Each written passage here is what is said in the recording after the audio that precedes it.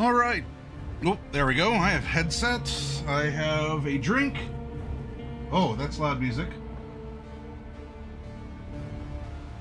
I have volume control over both my voice and the background music. And I think it is time to go. Oh, my goodness.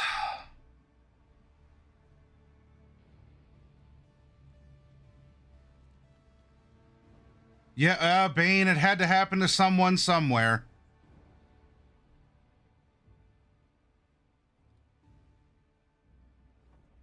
All right. Hello, here I am, and there you are.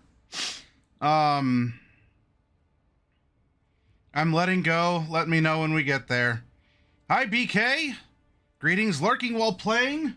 Are you playing a video game? Are you or is this your game night? Are you running a game right now? You bow to no one, Coffee Cat. Zip nerds till he go live. But howdy and hi. Bane, can I get a shout out to Coffee Cat? Bel Muerte. Hi, it's good to see you, Belle. How have you been doing? It's good to have you here. Blue with an S, Clue with an S.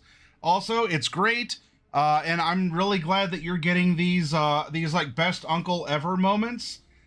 Savor them, enjoy them, and yeah, this is your time, my guy.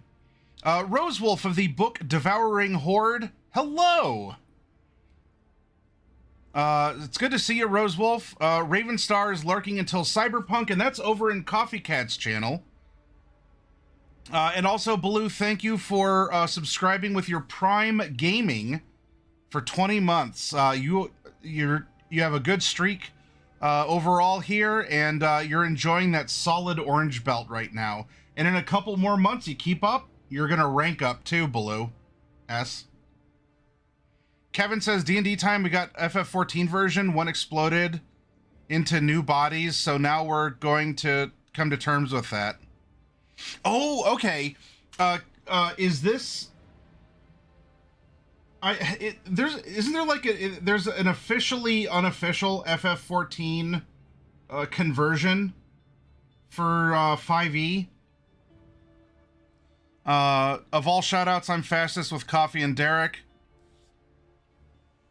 Bane says, oh wait, well, Ravenstar beats me while I make jokes.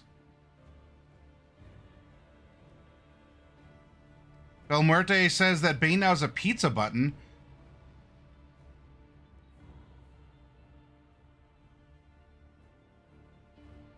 Asterial, good evening to you. It's been a while since I visited. Hope you've been well. Asterial, I have news. I have, there's stuff going on. There are things that are happening. It is good news. It's positive. We're going to be carrying forward with a lot of things. So we're going to have some conversation, up front. And then you know what we're going to do? Let's make some bread and butter D&D characters like we've always done. Let's be amazed and inspired by the random rolls, and we'll go from there.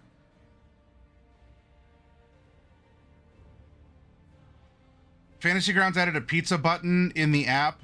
Belmuerte and I have been campaigning for one free. Do you program it to contact your local pizza place, or is that a way?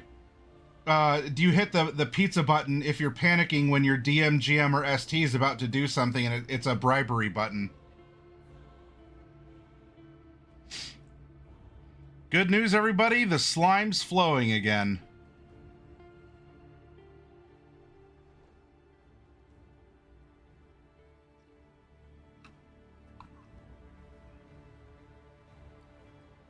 Three different places to order from.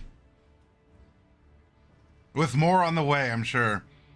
Bread and butter. I'm a sourdough goblin. Doug added a Google search for pizza near you too, apparently. See, look at this. We're finding solutions. We want this. We want a comfy time at our tables.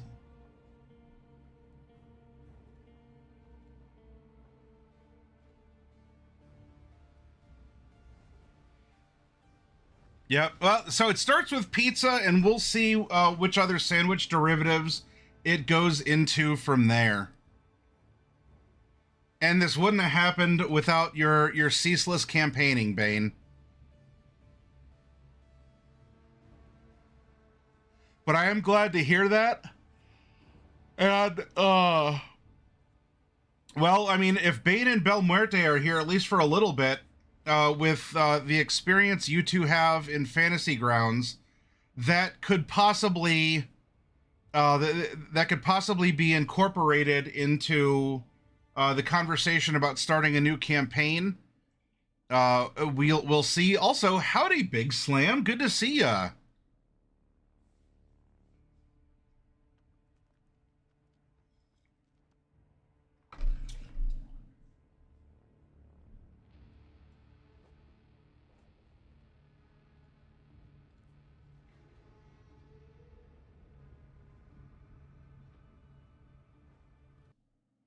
Let's swap up the music a bit as well. Okay. So a few things to go over. One, it has been a while. I saw like the last time that I put up a stream notification in the socials, not necessarily in the in our Discord, but it had been a while. Hey, Evil Intent, I guess someone made a Chipotle mod for Fallout 4 that lets you order IRL food. This new technology, oh my goodness. Oh. So March has been a month of change of seasons. We went from winter to spring. Of course, we had our winter quarter giveaway of things. We also had our coloring book event that was looking forward to growth, to something, right? Hopefully, a long winter has been over, either literally or metaphorically, depending on where you live. And you know what? It's discussions like what up here. Hey, let's add a silly little thing like a pizza button. But I like that stuff like this is happening. There's creativity, there's a sense of fun, there's working together. Overall, hopefully, improvements to something. I want a GMDM button that has wishlist items for players to surprise the game master with. Oh. So talk about a level 10 spell. It's not even just, hey, I brought a bag of chips. It's, well, here's my Amazon wish list. And so, you really, are you willing to succeed at a cost? The cost is one of my items that are $10 or under on my Amazon wish list. You can order it through Throne, and when I receive the receipt for it, then I'll give you my favor.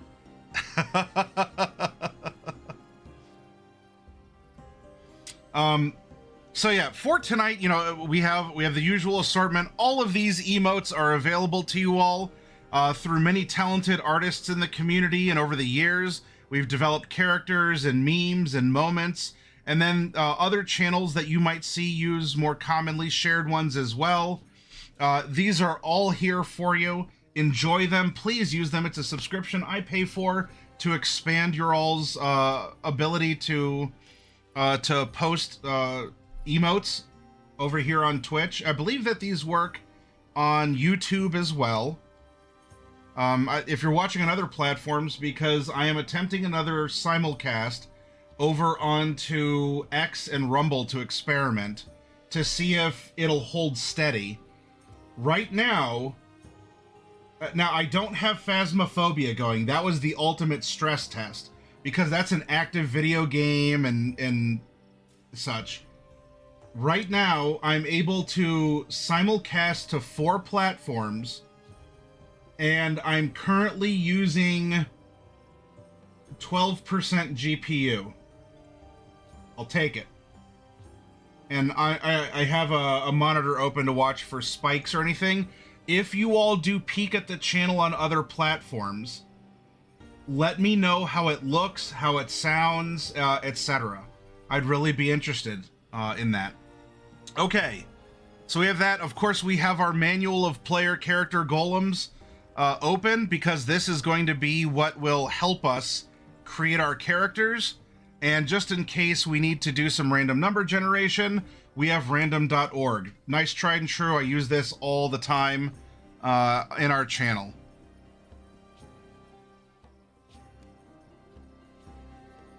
Now, speaking of campaigns, I am going to open up our Discord. That was my first mistake. And let's take the site down for right now. Oh, yeah, you know what? And this is still going. I had a couple issues, and apparently it was a thing where video cards will have a blackout crash or a flicker. Oh, it's a very long flicker. I had to restart my computer. And I was panicking at first because of a UPS battery, uninterrupted power supply battery, that might have been delivered by UPS also. But it was a bad eBay transaction. Took a month to get to me. It arrived in really beat up shape. It seemed okay. I tried it, and yeah, it wasn't working. And so I have that appeal going through eBay. And I just received a notice from PayPal that I will be reimbursed for the money that a scammer got from me for trying to get an upgraded video card. I had all the like transaction details, so I was able to supply that. I waited the 10 days, I want to say 9-10 days. Of course, they never got a reply back, or it wasn't satisfactory enough, and so I should be getting that refund back. But look, just it's something to watch out for things like this. Don't spend money that you can't live without, in case it's tied up in a scam, whether it's eBay, Facebook Marketplace, or otherwise. That being said, if any of you look, I'm looking to get a 5090 card so that I can actually do more with it, and when it comes to gaming and simulcasting, as well as the videos that I'm going to be producing for this channel, and I'm doing some other promo videos in other ways too. It's something. Keep your eyes and ears open. If you come across something, please contact me, as I'd like to get a card that is not being scalped online. I can get a card on eBay at like 1.5 twice the cost of what MSRP is.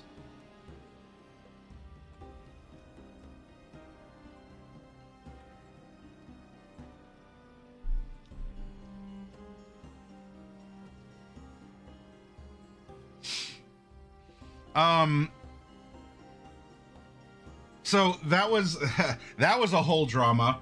And then, of course, the uninterruptible supply, but the rig is still going strong.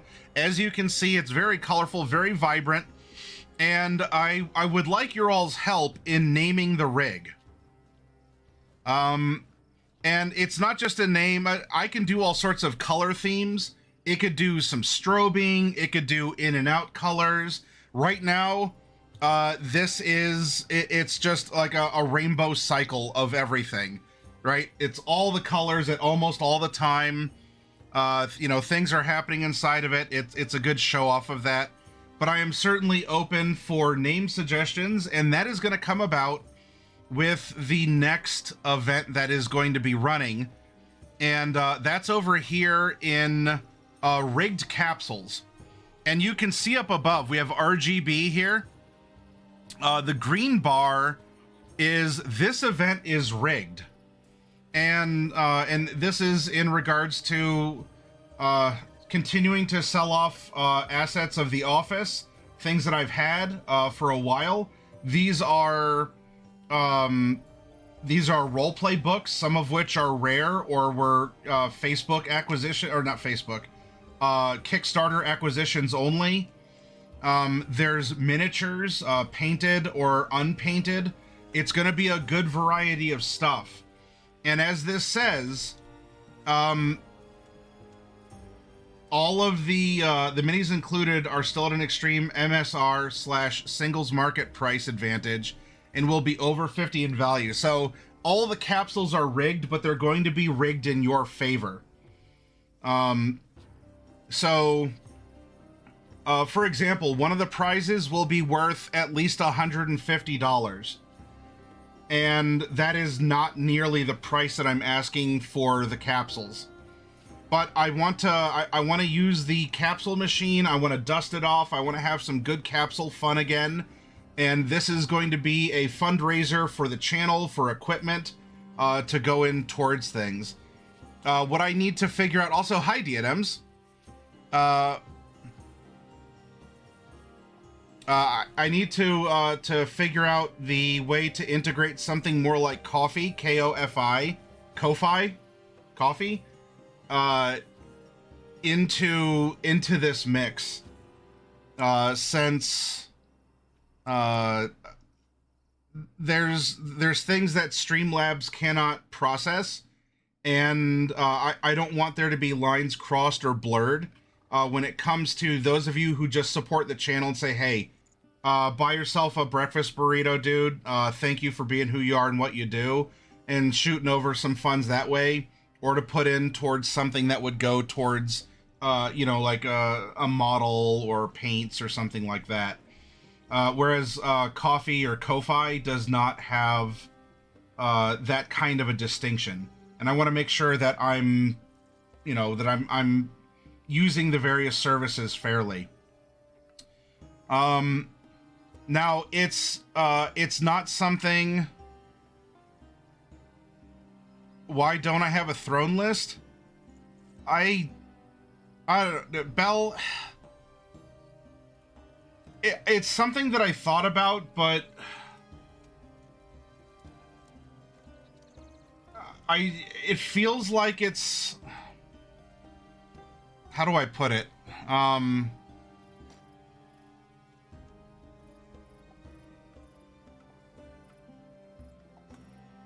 This is not a slam on any other broadcaster that has an Amazon wish list or a Throne wish list. They have it for different reasons. They offer different sentiment or viewer rewards for doing that.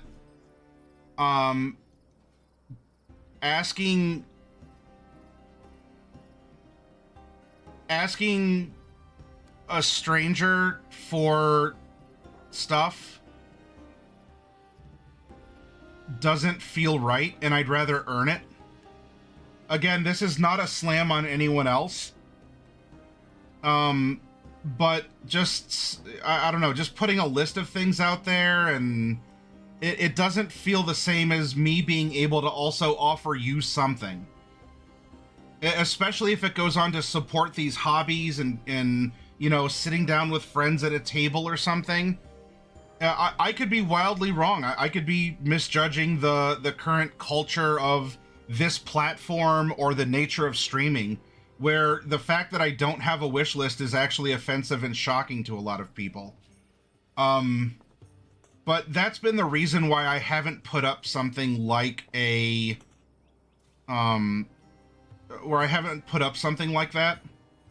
I just feel like I'd rather, trade for it or earn it than just throw that out there, and I don't know. I guess, Bell, and maybe it's me being in my own head about the nature of that exchange. But it's been something, even at the beginning, it was something that I had a hard time even just, that's why there's capsules. Just getting bits or something, it just was, it's not grating, and I'm not ungrateful for it. I'm surprised every time it happens, honestly. I'm eternally grateful. And I guess that's the purest form of just that support of the broadcaster and of the channel and the community around it. But for something like a throne, I don't know, like, does it come across as me being materialistic, or that somehow I'm offloading expenses onto you all, and or it creates a weird kind of passive expectation, or even in some people who might want to contribute but can't. Oh, I feel really guilty. I'd like to help this guy get I don't know, a better key light or something, but I can't afford to, so I guess I'm just gonna sit here and watch him, and you know, because people might be going through financial troubles or something, and now there's just like this kind of extra passive, you know, hey, give me stuff. I don't know. I haven't figured it out up here to process it. So I haven't done it. It's not a bad suggestion. I just like the concept of some sort of a mutual exchange.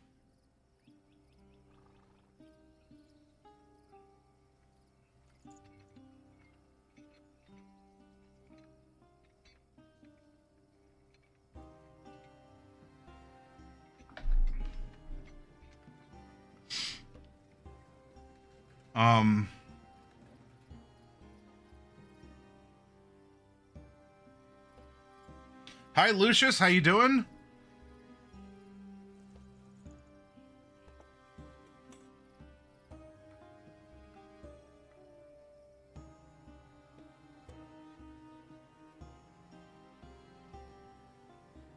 Pneumonia is what got Val Kilmer. Yeah, it would. Yeah, it was really sad seeing that announcement. You know, a lot of stars embroil themselves in various thises or that's.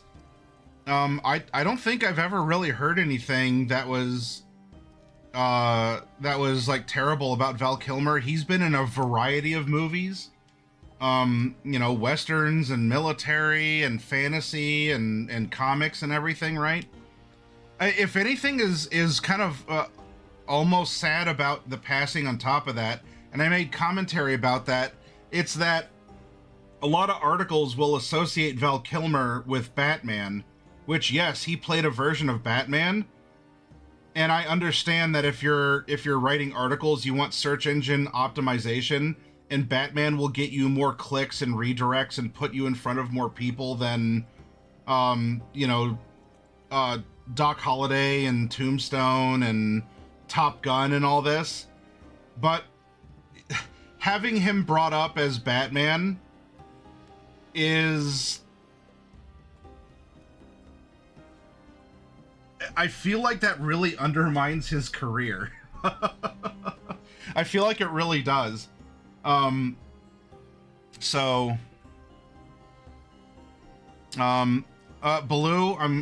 I'm glad that you're with us and you're able to get that under control. Unfortunately, Medi's a Fey being. He doesn't feel that he can enter into any agreements without an exchange. Yeah, Willow, Top Gun, The Saint, Batman, yeah, still, just so many things. His Morrison portrayal was my favorite. Willow and Real Genius, The Saint, Kiss Kiss Bang Bang, all good. Yep. The Doors, yeah, yep. So, anyway, more to come on this. I got to figure out how to integrate Coffee or Ko-Fi. And, I don't know, Bel Muerte, if you or you and Bane somehow bully me into thinking about setting up a Throne account or something, until then, I'm just gonna have to continue to do stuff like get books put out there, or models and minis and other things. Now, eventually, I'll run out of them. You know, I will have no more minis to go out. I still do. But yeah, it's... Sorry, there's a lot of filler, just because my mind's in such a whirlwind with all the conversations going up, and just especially thinking about the throne conversation and such. But this is going to go live at some point this month. Again, I need to integrate Ko-Fi and move things over there. And we still, of our RGB, we are so close to the sub point. Now, that was for March. Although March was an on-again, off-again month because of the computer and everything else. I would still like to hit that threshold and carry it over into April and even push that a little higher. That kind of support means a ton to me, and it helps provide the, like, that baseline needed to continue to broadcast. Because, wouldn't you know, it's a good problem to have. I've grown to the point where there's a lot of monthly expenses associated with it. And if I can at least break even on that stuff, cool. Things cannot be like they were last year, where I was hemorrhaging money with a lot of expenses and everything.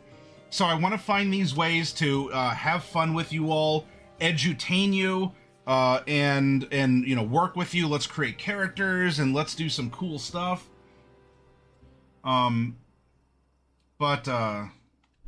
Yeah, announcements as they'll happen. Now, speaking of which, and before the music loops again, we can set a few minutes one day and I can give you the spiel I gave to the digital dungeon master about things like coffee and wish lists. Belmuerte, please. I am happy to collaborate. I'm happy to converse. If things can be run in either a more efficient way or that there's options that I can use, cool. Because I do believe in this place, and I think what I do here with you all has importance to people. It can mean something, whether it's a smile or you get off of work and it's just something fun to think about that doesn't go down like weird culture war side taking or political partisanship or something. We can make characters. We can talk about various, you know, real life human issues, but in a way that it's supposed to be conversational, or we make it contextual to another circumstance. And so we're all still, you know, even if there's an agreement to disagree or something, that, you know, we're all still friends in the room kind of a thing. I would like to see a lot more of that. And I want to continue to foster that. And it sucks because there's times where I think that, you know, is this platform, now of course I say is this platform specifically, you know, regarding Twitch, even though I'm trying this simulcast on other platforms, is this platform even, is this a good place for that kind of attitude or that kind of broadcasting? I don't know. It's a puzzle to figure out, and I like puzzles. I like riddles. I like these sort of challenges. So, you know, one step at a time. But tonight's step, it's the catch-up. It's talking about this stuff. It is bringing up, yep, it sucks to have eBay and Facebook scams, or there's been a lot of cool stuff being built in the background, and in particular, going forward, at some point this month, I would like to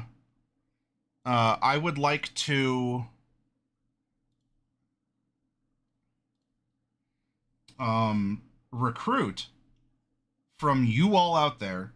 Now, in particular, those of you on Discord and who are using our Discord, !Discord for that invite. I am going to need 2, maybe 3 players. I talked with the old Chroma Company crew, and of those who are willing and able to continue some sort of long form story, I have 2. Coffee Cat and Fluffy Sheep both wanted to come back for a longer form story. Not a little 3-parter like I've been running with the Vampire crew and others. And so I asked those two, what would be a system that you would want me to sit down and run, and especially if you can have a longer form game. And the notion I got from those two was Cyberpunk Red. And coincidentally, those two actually played in the three-parter, the Cyberpunk Red three-parter that I ran called Heroes in Red. Now, they also ran in Lady in Red, which was Call of Cthulhu. That was and that was a fun and interesting game too. So, tentatively,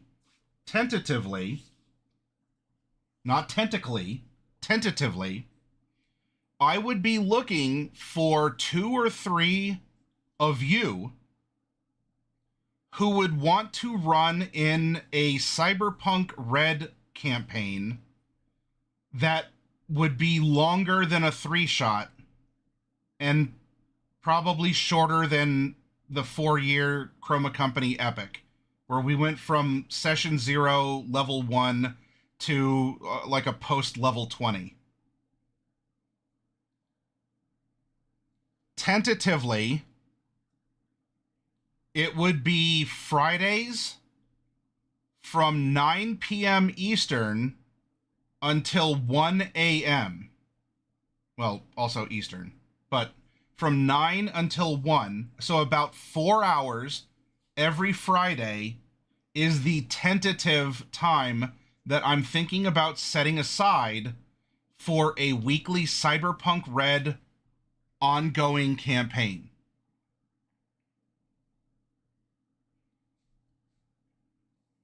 You would need no experience to start playing. And while I do have everything set up for Heroes in Red on Roll20, I do still have Fantasy Grounds. And Fantasy Grounds was a gift courtesy of Bane. And Bane can tell you I hemmed and hawed like, oh, you didn't have to, and I can't take gifts easily, all right? But I have it, and the first time I tried loading up and trying Fantasy Grounds, I was baffled and frustrated. And I put it away, and life is busy, and I didn't make time to ever go back to it. I presume Fantasy Grounds has access to and can run Cyberpunk Red. So maybe if this year is a big restart for things, if it is trying out a simulcast, and it's trying out a new long form story, and I loved the Vampire 3-parters. And the other 3-parters we ran too, but this is now the 3rd 3-parter in Vampire. And those 4 kindred want to play again. So maybe Tuesdays might become a Vampire day. Fridays might become a Cyberpunk day.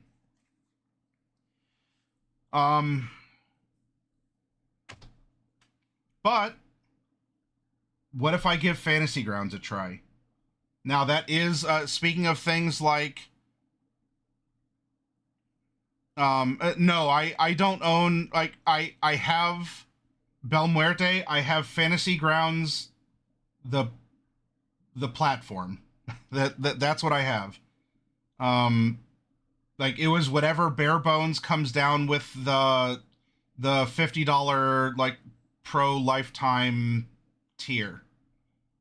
So super vanilla, that's it. But again, it's the point of learning it and setting it up, especially in the way that I like telling stories. Almost having a slideshow background and things along those lines. So that would be something that I would love to learn about. And so if that is, it could even be on a session like this, Bane and or Belmuerte, or others out there who might use it. If you want to call in and we do a live tutorial of Fantasy Grounds. because when I did go through it, and I was very clear when I said this, because I felt myself getting frustrated on screen, and it wasn't fair. It wasn't fair to Fantasy Grounds. I mean, I wouldn't have gotten frustrated if there were things that would perhaps more intuitive. That was also a long time ago now, so there's probably a lot of updates and other things. And I made a promise to myself that I would go back and I would give this a fairer shake. And so maybe as a part of this recruitment to tell a story, and it would be set up for things like this ongoing campaign of Cyberpunk. I have, so yeah, options, things that I'm willing to learn, things I'm willing to adapt or adopt. I have an open mind to this, and learning a secondary virtual tabletop, it's fine. I do not have brand loyalty to Roll20. Roll20 does what I need it to do, and because that's what I learned, and it's done what I needed it to do, I never looked outside of it. If Fantasy Grounds is above and beyond what Roll20 can offer, or makes my life a lot easier as the storyteller when it comes to planning things and presenting things, I will happily make the switch. But it's the matter of sitting down and learning it. And yeah, so it's... Okay, yeah, we need to set aside some time to talk. All right, Belmuerte. Help me, Belmuerte, help me through my redemption arc, okay? Help me through my redemption arc with Fantasy Grounds. Mostly there's so many options for things it can seem overwhelming. Once you start getting used to it, it starts to click. Yeah, at the bare bones, I just want to load into a game and be able to have a slideshow of backgrounds that I can move tokens around and maybe draw a custom map if I need to, or just drop in some art asset that I find, like a cyberpunk background, like something like this or whatever, right? Bare bones, that's what I need. And that's really what I've used Roll20 to do. Because I know in Roll20, in 20 seconds, I can open it up, I can create a scene, I drop this in, and I'll narrate everything. I'll narrate the sound of the rain and the scene happening, and there's a character over here. And so maybe this is supposed to be one of the player's characters. And as we're setting up for a big dramatic reveal, right? There's a lot that I can do because this is ultimately a storytelling system and a platform for it. And as the facilitator of the story, I need to be able to express that without being too distracted or having too many distractions, or I don't want to spend 10 hours setting up a map with dynamic lighting and special effects and all this other stuff, and we have, a 3-round combat, and I just wasted 10 hours on something that we can all imagine the zaps and the bloops and the bleeps. But there's a lot there. It's a weird, and probably how I approach this is different than what others want to put into it. So just like for other streamers who use Throne or whatever, I know that there are people who love the dynamic lighting options and all sorts of animated assets, and they program in like animated GIFs with their spells and sound effects, and that is what they're proud of, and they play with their players, and everyone has a great time, and that's what you need to do at the end of every night that you play with your friends or family, right? I don't mind that stuff, but I also ain't nobody got time for that, and in this case, I'm nobody. I don't have time to program all this other stuff.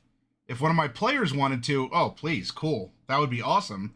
But that's not what makes the game, is a cool fireball animated GIF with a whoosh every time you cast fireball. I'd rather keep everything focused. Hey, cars and cha-chung, cha-chung, cha-chung, cha-chung as the rail goes past, or we sing the monorail song or whatever, right? So it's definitely worth the conversation. I do want to learn. I want to learn how to do things efficiently, and sell me on the idea of Fantasy Grounds, please. As I'm for competition, and I'm for having different tools in the tool belt.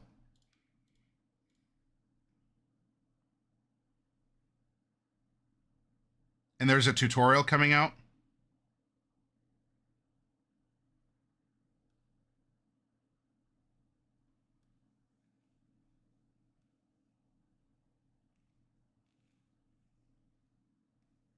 Yeah, didn't no quick maps. We didn't, but he really needs just some more. Yeah. In Roll20, create a new scene.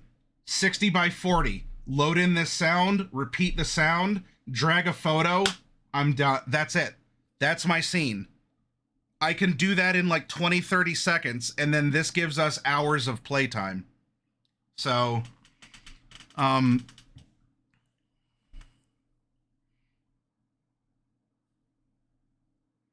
yeah, and I know that there were broadcasts that were talking about stuff, but they were broadcasts that I couldn't make. So, and I feel bad again because I'm like, well, I'd love to, but I cannot make the time for these at the at the moment. Yep, Big Slam, please take care of yourself. I will be broadcasting for several hours tonight. Come back when you can, but don't stare down a Twister or whatever.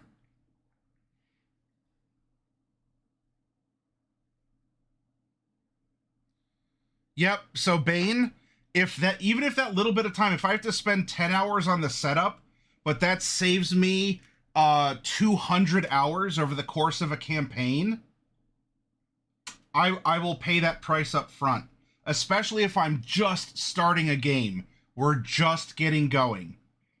Right? There's not been any time crunches. I haven't started a series to record or broadcast. So there's not a stricter, just a deadline for things. So I'm willing to front load things, especially if over the course of a longer game, they will save me so much more time.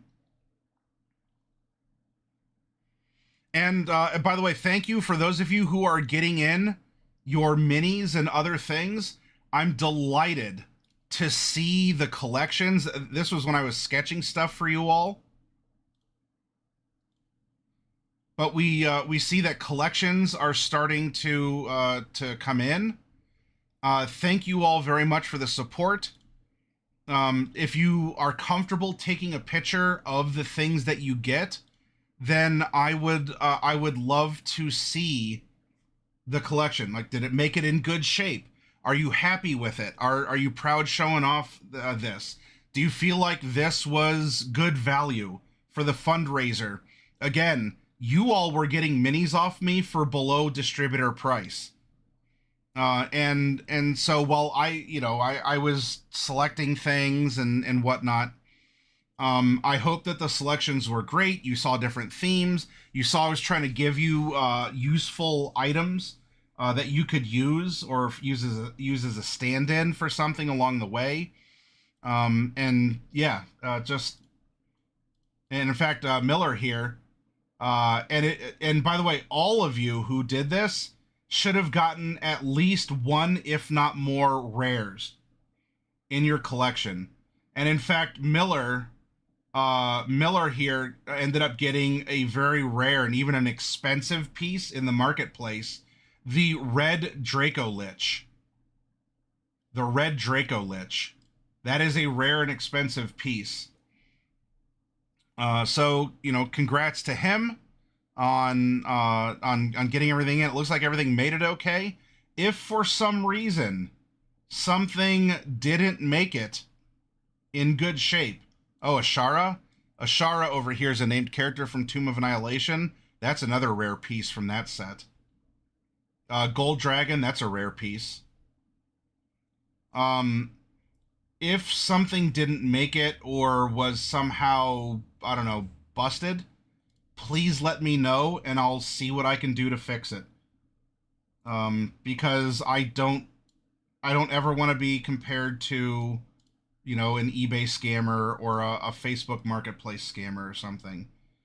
So, if it's not my fault, but something's broken, I will see what I could do to ameliorate the situation. Great assortment. Now to find some space to display them. Oh yeah, and there's an Arc-like Phoenix. This was an uncommon out of the Ravnica set here.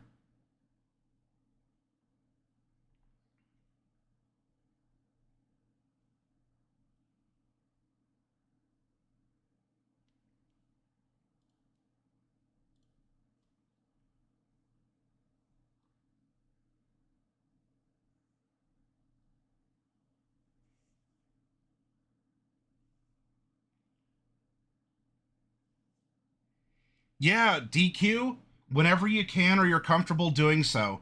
It brings me a lot of joy to see you all share this.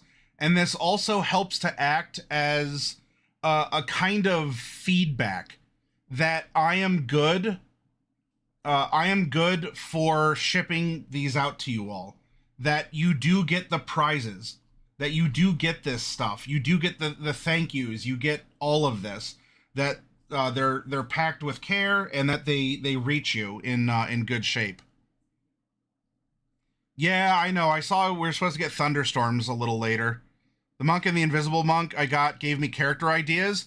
Big Slam, good. I am glad because that was part of the point when packing things. So you see here, and so this could be if your monk goes invisible or is hidden or is I don't know, your monk is a twin and your twin passed away and this is a ghost, or this is I don't know, when you go into Super Saiyan mode or something. A lot of this stuff was just supposed to be useful or creative, get you to think about fun combos of minis, adventures you could have, characters you could make. And if it inspired you, then that is great, and I'm glad that it did. And as far as Juvenile Krakens, Bane, I don't believe you have any Krakens in your prize boxes.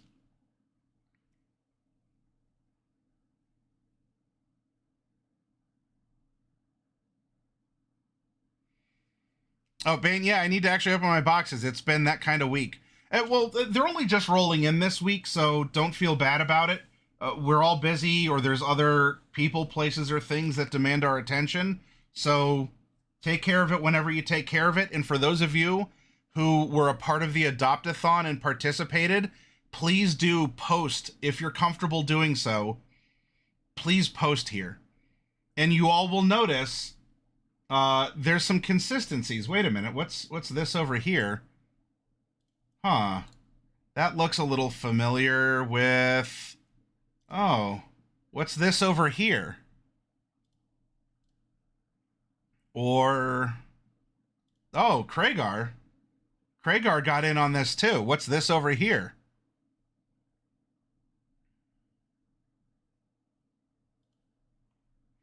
By the way, there is art in the works. There is art in the works. Due to the nature of the art in the current state, though, I can't show it on Twitch.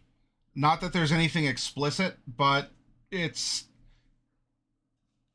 I don't want to run the risk of it not being a PG-13 thing, but it's character reference art, and it's setting up it's setting up 2D and 3D models for future artists, including Dan. Dan's not going anywhere as a channel artist, but for other artists to use as consistent references for projects moving forward. But especially for something like the 3D model, I want to be cautious until the kind of the Barbie doll, like generic A pose, or yeah, it's an A pose, not a T pose. Until the A pose is actually posed and we get some clothes on her. There's nothing explicit, but again, I don't want to I don't know, push the PG-13, right? And I believe, oh, an Echo Night. Oh, that's great, Big Slam. We had a winter storm warning here in southwest Montana. Did you actually get the snow? It dipped down. It was a little chilly over around these here parts. Well, it's currently 63 and mostly cloudy. Thunderstorms rolling in about an hour.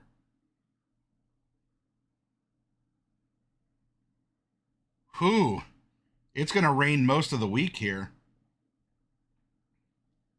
Thursday's just going to be cloudy. And then there's rain every other day except the coming Tuesday. But it is that season. The trees have been coming alive. I've been seeing blossoms on a lot of things, or at least little green buds. The grass is a nice darker green as it's reactivating and pulling up nutrients and all this. Animals are a little more active. The birds are going to bird feeders. It is that time of year. All right. So I believe that's all the news that's fit to print, and I have some homework to do to follow up with Bel Muerte. And I'm going to get up and take a quick break because I'm almost out of liquid refreshment. And when we come back, look, all that's on the docket tonight, I wanted to talk. I wanted to catch up, let you all know that I will be recruiting for most likely a Cyberpunk Red ongoing game that will most likely be running Fridays from most likely 9 p.m. until 1 a.m. Eastern. And I do live in an area that has daylight savings time, which is another small miracle about how Chroma Company lasted as it did. It is up in the air, but this is the general direction I'm moving in. So it's something to think about. And then I will give more announcements about the rigged capsule event, and other things that will be coming up for the channel. I want us to have an amazing and a strong year. I want to have fun. Again, I'm going to take it, not while it's raining, but I want to take you all up in the drone because I can broadcast from it. And so it would be like you're flying in the pilot seat of this thing.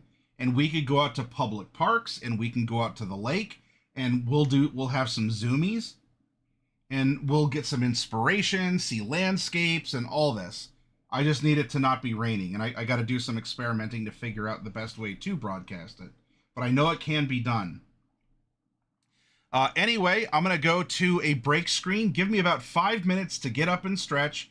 I have a character sheet ready to go. I have the player's handbook ready to go. This is going to be a lot of fun. A lot of, again, like just bread and butter, foundational stuff. Let's get our creative circuits fired up.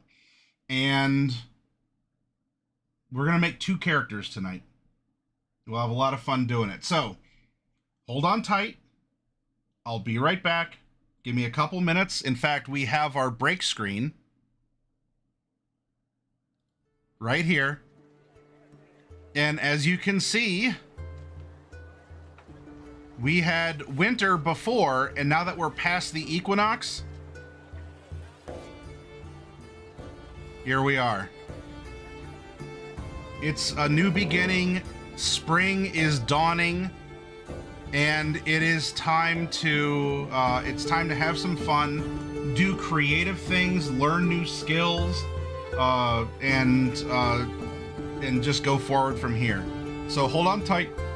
I'll be back in about 5 minutes. Okay, everyone?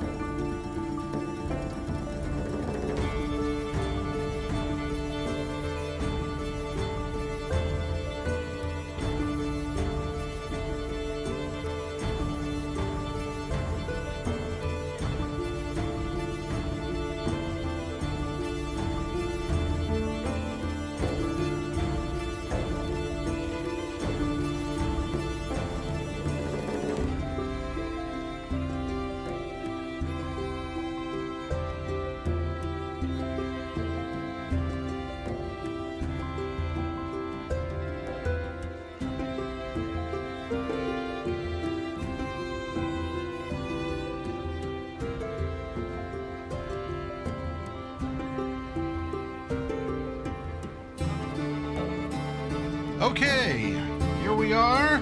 It is time to return. Time to return to our workshop and see what is gonna be our first character of the evening.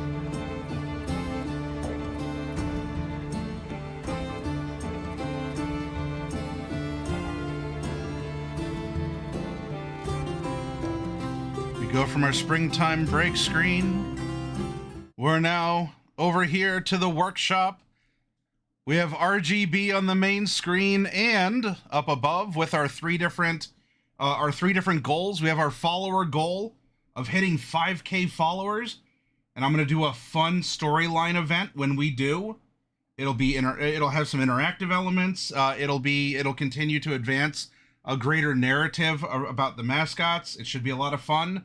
So I'd appreciate your all's help in pushing to that 5K mark. We have, this event is rigged, which there's already some that is going towards, the percentage up there is off because of when I opened it to test it versus other things, other channel support, but that will be corrected to where it needs to be.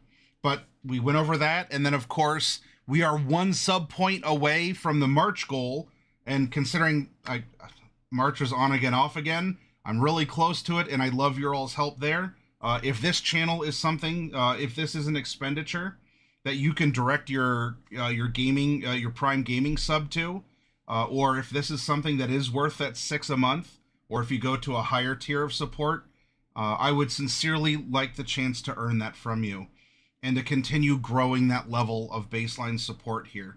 Plus, there's all the emote slots are filled, and there's bonus ones through bits and through BTTV. So there's plenty of fun, plenty of other things that come along with it, including, as a subscriber, access to a subscriber or Discord server booster portion only of Discord, where it's, think how, Cartoon Network had Adult Swim. Not that there was adult content. It's not an NSFW area, but it is an area where you can be a little bit more open than the usual PG-13. All right, well, enough glowing lights and spinny doohickeys and the Sultana of Ul'dah watching over us here. We have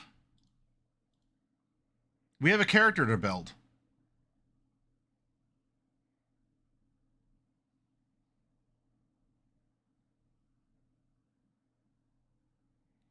Let's close that to make this a little bit more visible.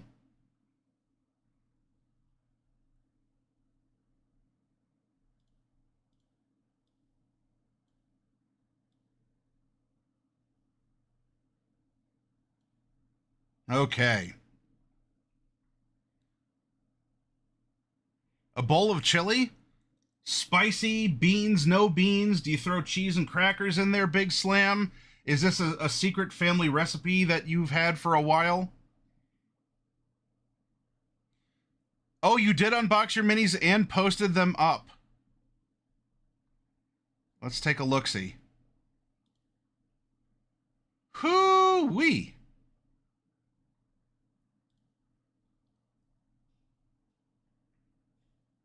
A banana substitute for scale. Look at that army, Bane. Look at that army. Now, Bane, you've been around the D&D storytelling block for a while. Do you feel that the selection you received is useful to someone like you, or was inspirational in some way? Maybe this gave you the itch to run a monster that you haven't before, or in a new way, or just as a way to, I don't know, mix something up at your table or find something useful. I know you do you do digital tabletop assets and whatnot too, but was this a good mix? Is there a lot of neat encounters in here, even for a seasoned pro like you?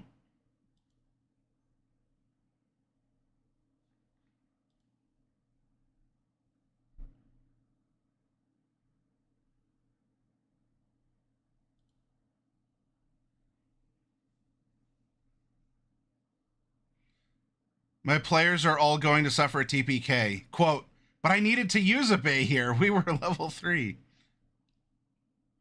A can of Campbell's and a sleeve of crackers. There you go, Big Slam. And yeah, bourbon instead of banana for scale.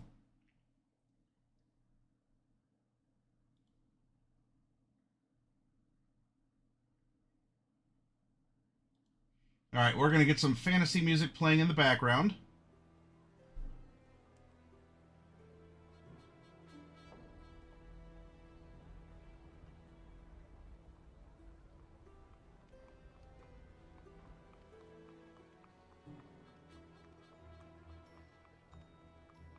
There we go.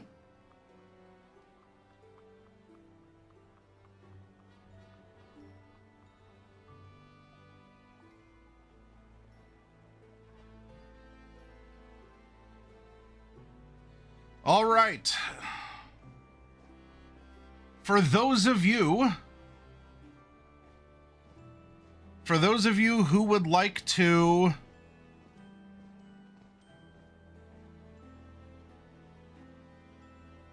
participate, Miller, thank you. 41 months o time yes does it. Oh, it absolutely does. And thank you for being a part of this place for as long as you have. And I'm glad you got some really cool minis in your shipment, Miller. Were you happy with the selection?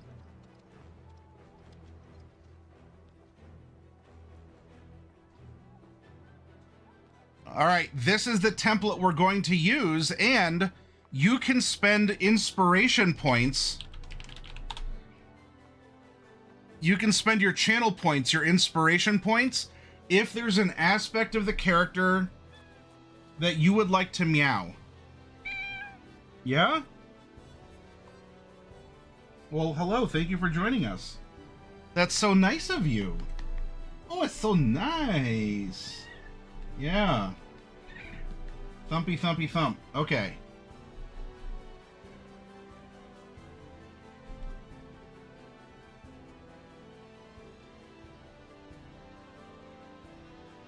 It is Nisa, the tortoiseshell calico. She is a hot mess of color, and she likes rubbing on everything on my desk and meowing.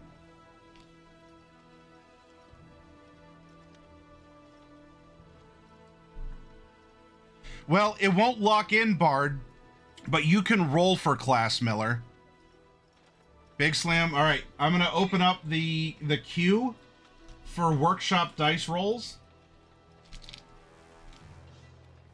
One moment. That was actually one thing that I forgot to do. Meow? Yeah, I agree. Power-ups and channel points. Now we're going to go to rewards. No, not that. Power-ups and channel points. Manage. And we are going to review requests as a pop-out. And I'm going to drag it over here.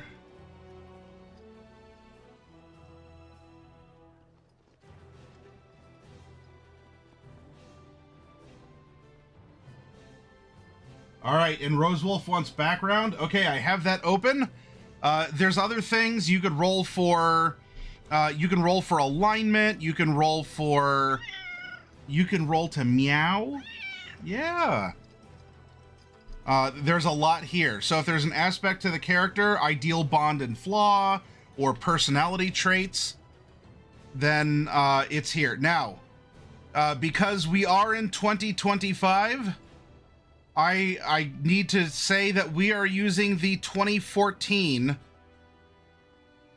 We are using the 2014 rules, okay?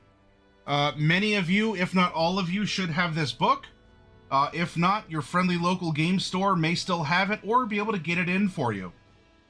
Or you have it through some digital service that you use as well. We're going to be using the 2014 rules for character creation.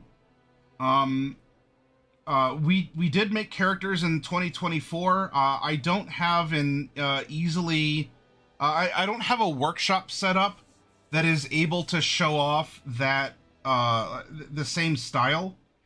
And the way that characters are made in the 2024 version, oh. Well, thank you, Osakachi. Apparently the dragon wants to smash. You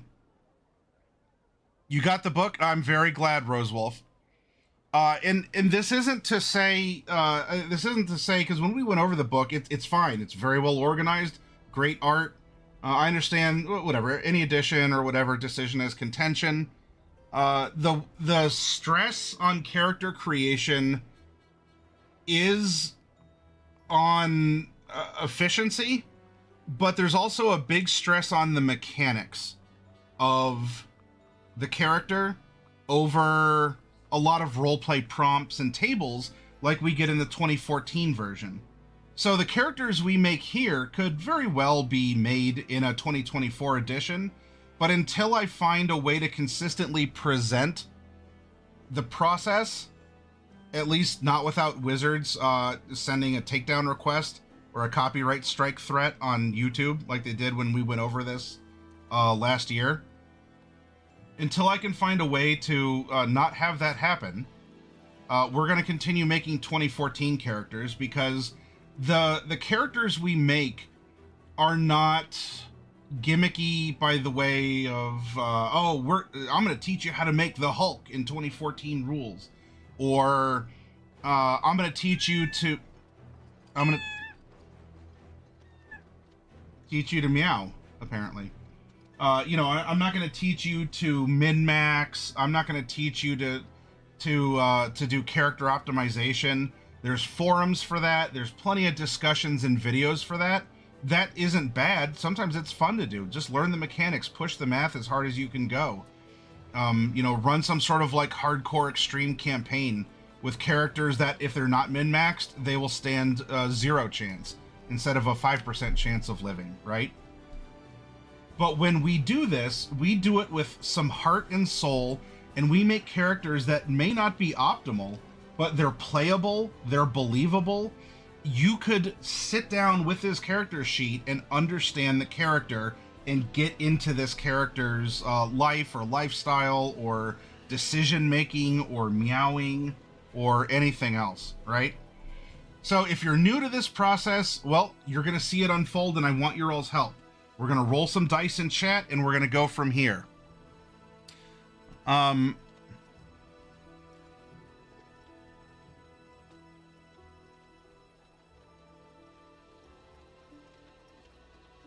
Let's make sure. All right, so nothing.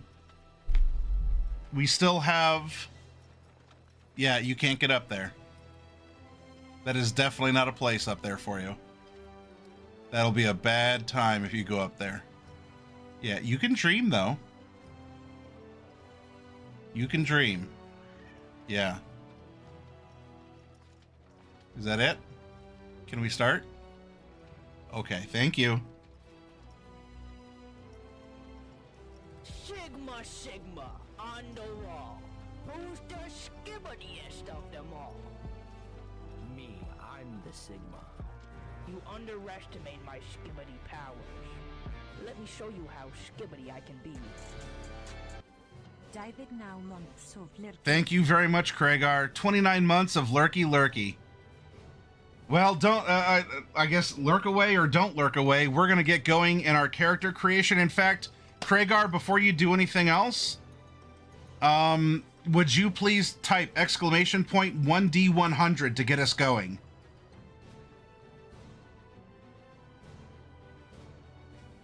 Yep, no lurking yet. You can't just drop a resub and not get out without rolling dice.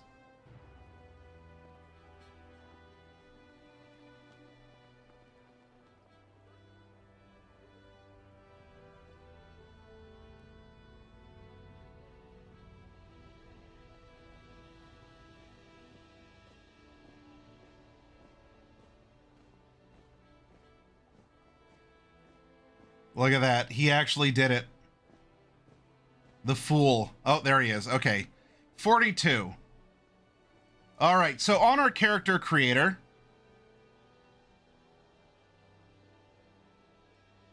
on our character creator, that is going to give us a female character. Now, to redeem the spent channel points, let's have Big Slam type exclamation point 1D9 in chat.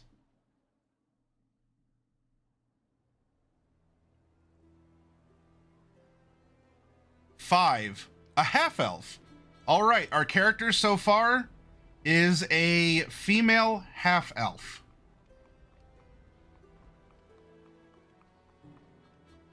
Now, in other splat books, there are options for the type of elf that is mixed in with the human lineage or however else you'd want to distribute the genetics. We're going by just vanilla. Everyone should have a copy of the player's handbook. This is a very vanilla half elf.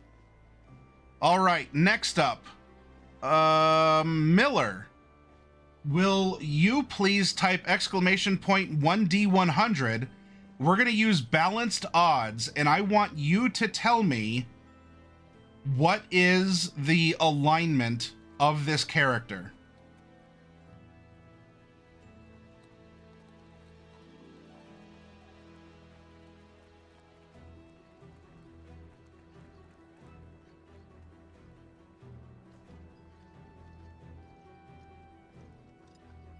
Elves are never truly vanilla, says Bel Muerte.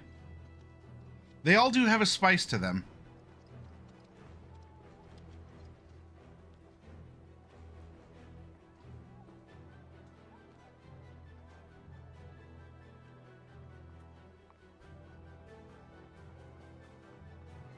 Miller rolls a 93 and gives us a neutral evil. Does this mean we're going to have an evil party? Ooh, inspiration. Okay, so far, neutral evil, female half-elf. Now, this is also going to determine, for purposes of our ongoing exercise, the level at which we're creating the party and the adventure that we can extract information from the character sheets in order to populate an adventure. So for this, Bel Muerte, would you please type exclamation point 1D100 and let me know the level at which we're going to be creating this character and thereby the party. 81 is going to give us, level 17. Pardon me. Level 17. Now, this is arbitrary. In baseline 5th edition, and how I distinguish this isn't 5th edition as in 514 or 524 or something. We have 5th edition or 5thest edition, the superlative. That's, some people might want to call it 5.5 or even 6th edition or whatever, right? I like referring to it as the 5thest edition. In 5thest edition, everyone gets feats. In 5th edition, feats are a bonus. You can possibly take them, but you don't have to have a good time. Your character can be just ability scores just through and through. So I want to know, of the levels at which we would get ability score improvements, ASIs, how many might be replaced by feats? Bane, would you please roll a percentile in chat and let me know how many ASIs we're going to replace with feats?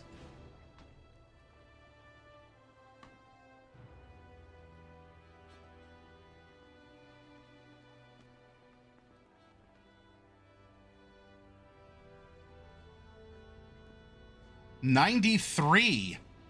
We're going to take all 4. Well, on a normal progression, depending on our class. All right. Woo, nice. Let's do this. We're going to open up our character sheet. Let's fill in some things. We have a female half-elf Half-elves are medium. We know that we are neutral evil. We know that we're level 17. This is what I forgot to populate up here. We have...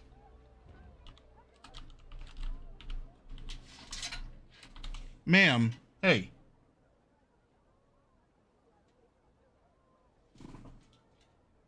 Hey. Get out of there. Yeah.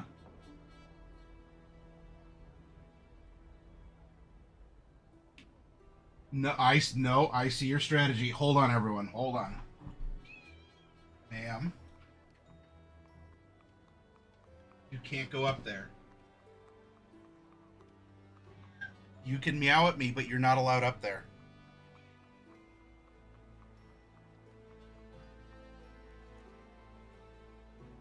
That is not a place for you. I know, I love you too. Okay. Background, we get abilities from our class. We are going to get some abilities. Subclass. We'll get some abilities. And in this case, feats 1, 2, 3, whoops, and 4. Hi, Time Max. Good to see you. How you doing, friend? Now we come over to backgrounds, and this is what Rosewolf of the Book Devouring Horde wanted to roll. Rosewolf, I think that I have a 1d18 roll in chat. Would you please roll that? Try typing exclamation point 1d18.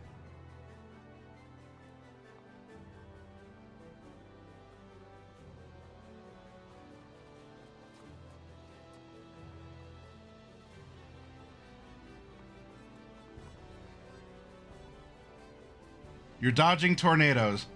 Yeah, a couple others in chat have been talking about some pretty gnarly weather they've been having. There was a earthquake in Alaska, and elsewhere in the world too. The Pacific Plate is a rumbling, and then it's springtime, so we're getting some weather shifts.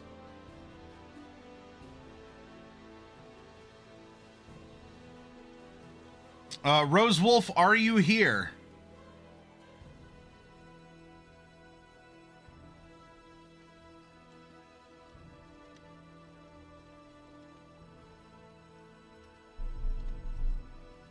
All right, Rose. Okay, exclamation point 1d18, please. We're on to the character background.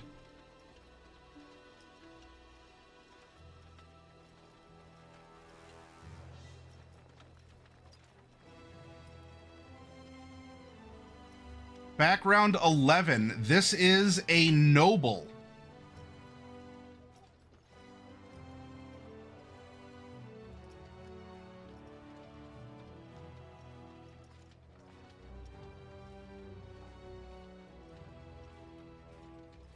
Now, we have...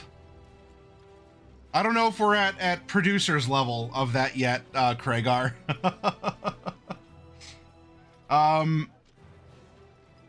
Now we have some personality traits. And ideal bond and flaw. Time Max, will you please type exclamation point 2d8 into chat? And by the way, this process, this core element of a character, is what I really miss having been stripped out of the 2024 rulebook. Not only is this fun, but this is where we get to meet the character.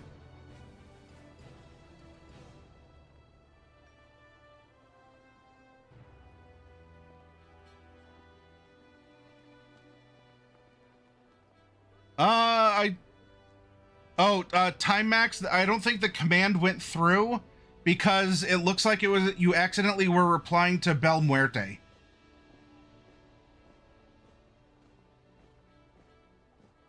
There we go.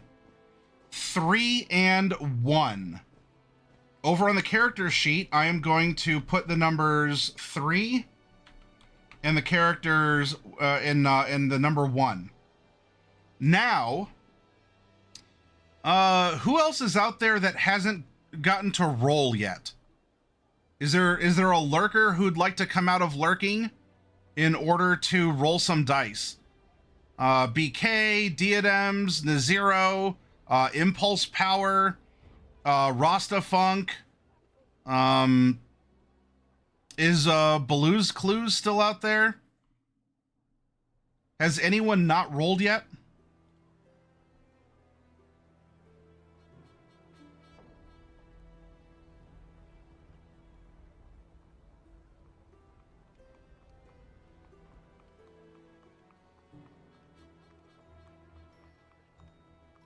Diadems, exclamation point 3D6. Exclamation point 3D6 for our ideal bond and flaw. All right, 6, 1, and 5. All right, very good. Now, after all of this, we finally come over to the character class. This is what both the 2014 and the 2024 books put first. And I understand why. In many cases, especially if we're excited to play, we want to look at the cool toys we get to play with, right?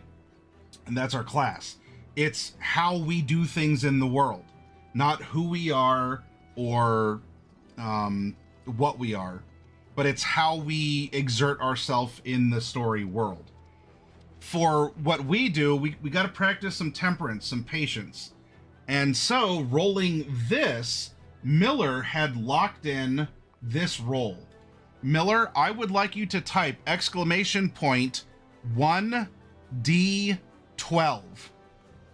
And I want you to tell me who this character, or like how this character interacts with the world.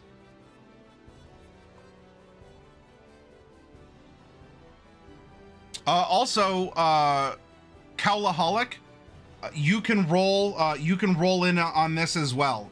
Don't go anywhere. I will call on you next. Miller, if you're out there, could you please type exclamation point 1D12? Por favor.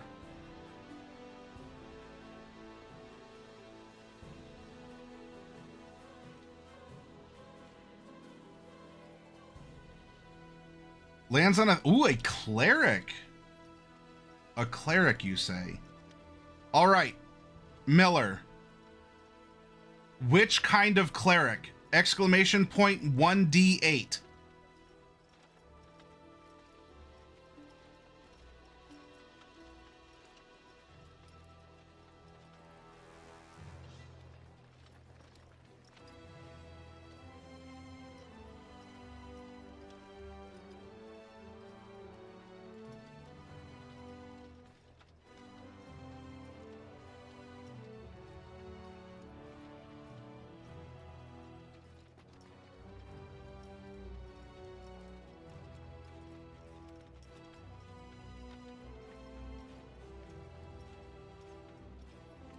Which type of cleric, Miller? Exclamation point 1D8, please. 5. A nature cleric. Very good. All right, we don't need to worry about this. So we set it to cleric, and you see there's no options found. There we go. All right.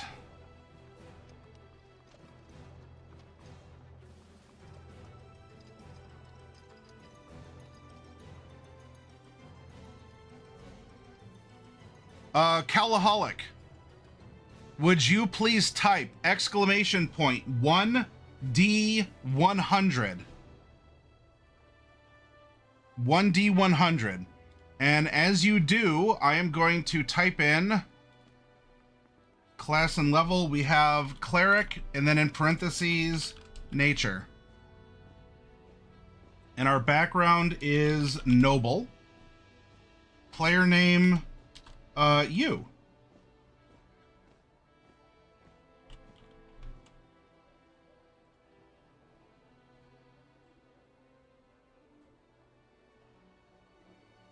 You can see the additions I made right up here. So Calaholic in chat, exclamation point 1D100. No spaces or anything special, just exclamation point, number 1, letter D is in doggo, and then 100.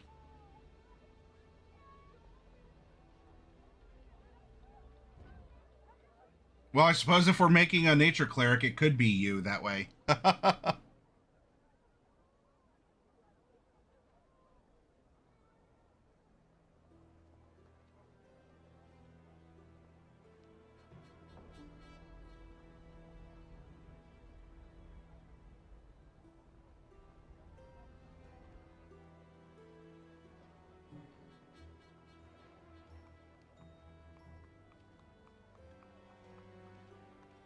All right, we must have lost Calaholic. Bel Muerte, would you please type exclamation point 1D100?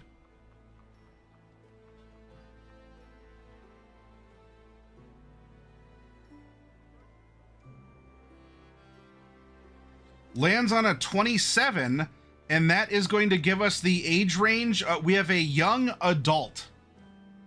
Young adult. So that is going to be a 13 plus 1d7 years. Bel Muerte is part of this. Just type exclamation point 1d6. And the reason for that is you always have the chance of breaking reality and getting a 7 on a d6 roll. So we'll use that as a d7. Exclamation point 1d6.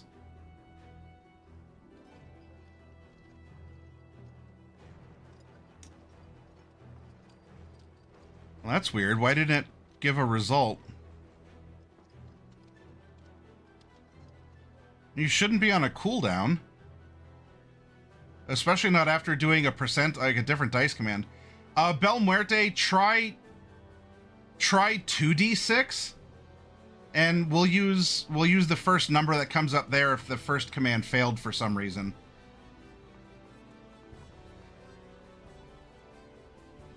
There we go. It is a 7. There we go.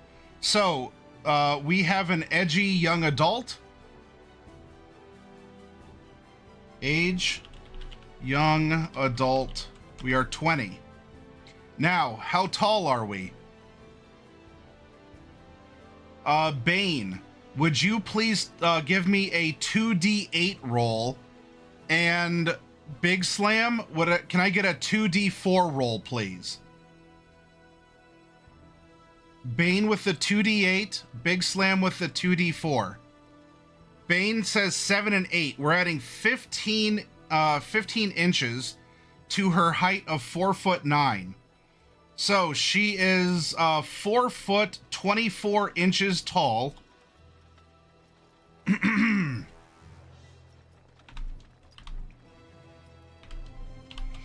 then we're going to multiply 15 times 10 because that's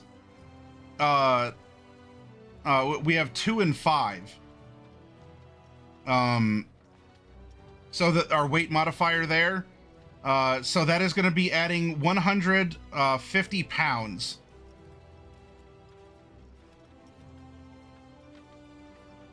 So she is 6 foot 250.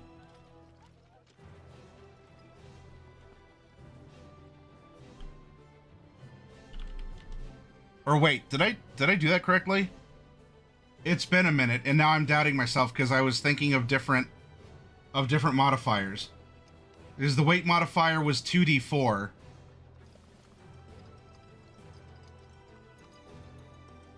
And we ended up getting a 2 and 5. No, because we multiply the total of the weight modifier added to the height modifier added. So in this case, that's 7. So that is going to be 7 times 15. So that's 105, not 150. So she is going to be 215 pounds. Where's my... Come on.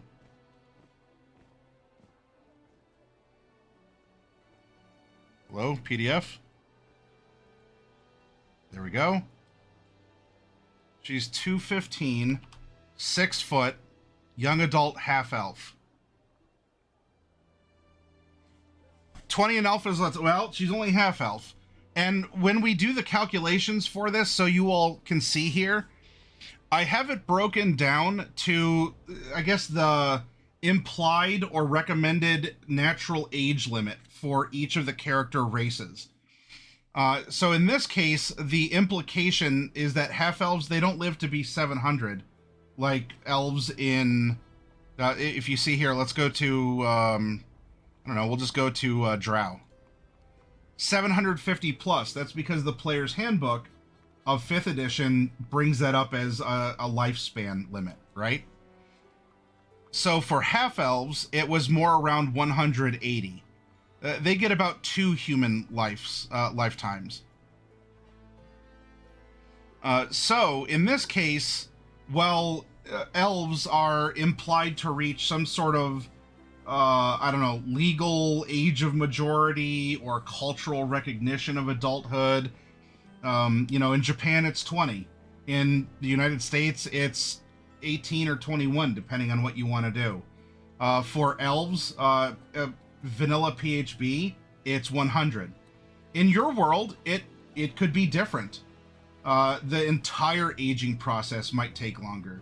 You might have elves that are toddlers when they're 20, or you have them age up as humans might, or maybe they, like Dragonborn, again, as described in vanilla player's handbook terms, Dragonborn are adults around 10. They just accelerate quickly. They have a very short childhood from being born or hatched, and then going through the physical maturity to whatever a physical, legal, religious, or whatever, however you want to consider it, a concept of adulthood is, of maturation.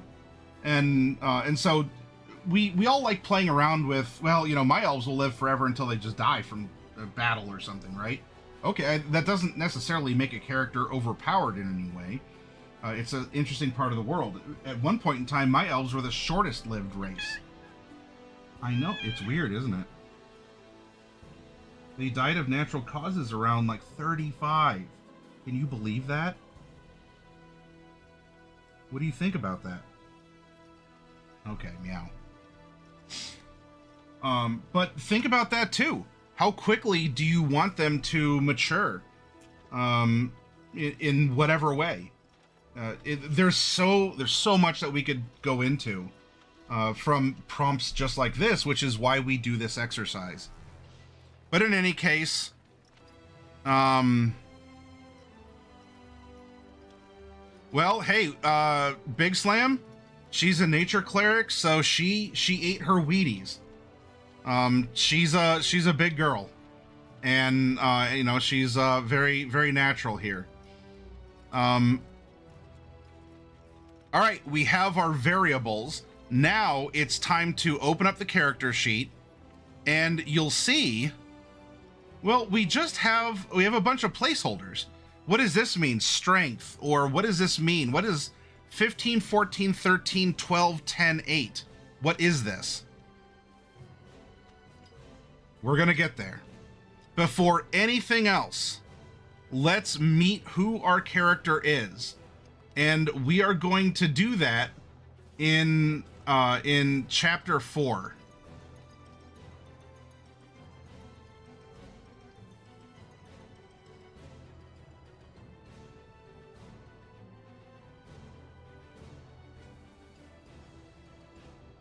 Yeah, this explained the process, and I hit a speed bump on it. Okay. We rolled a noble. Now, what's interesting for the noble is that we have a choice of 2 background features for this character. One of those could be position of privilege. And this is something that I also adore in the 2014 book that was removed in the 2024 book to just get a mechanical feat, which isn't bad, but I really like the roleplay prompts. These are mutable. These anchor you into the world more than a mechanical feat does. The feats aren't broken in 2024. I don't know. Maybe it's my age. It's my sentimentality. I don't know. Have I become a grognard? But I really, really do enjoy this more thinky prompt than clicky-clack dice rolling prompt. So we can choose position of privilege, where we can get audience with others on demand, or maybe we get the retainer feature.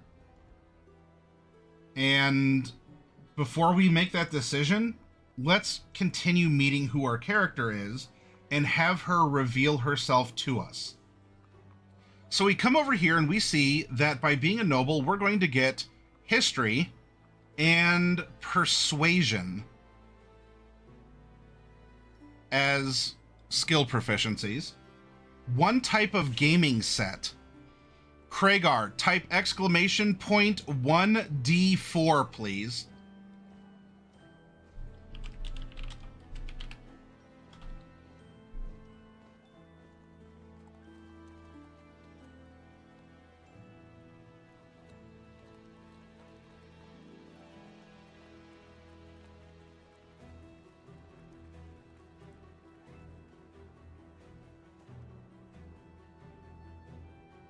I'd like to know which gaming set she has proficiency.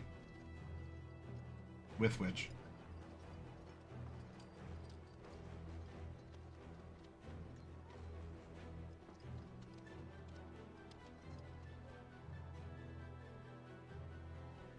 All right, we lost Kragar. You know what? I haven't rolled, so I'm going to roll this one. 1d4. Okay, gaming set 3. Now, we'll look that up soon. We have a placeholder. We have proficiency with gaming set 3. We get a language of our choice. All right, as far as languages go, being a half-elf, we do get Common, Elven. I think, and we'll cover it later. I think we're going to get another one. But right now, we'll just put Noble. And we can fill this in depending on what her story will be. Okay, next up, we have a set of fine clothies.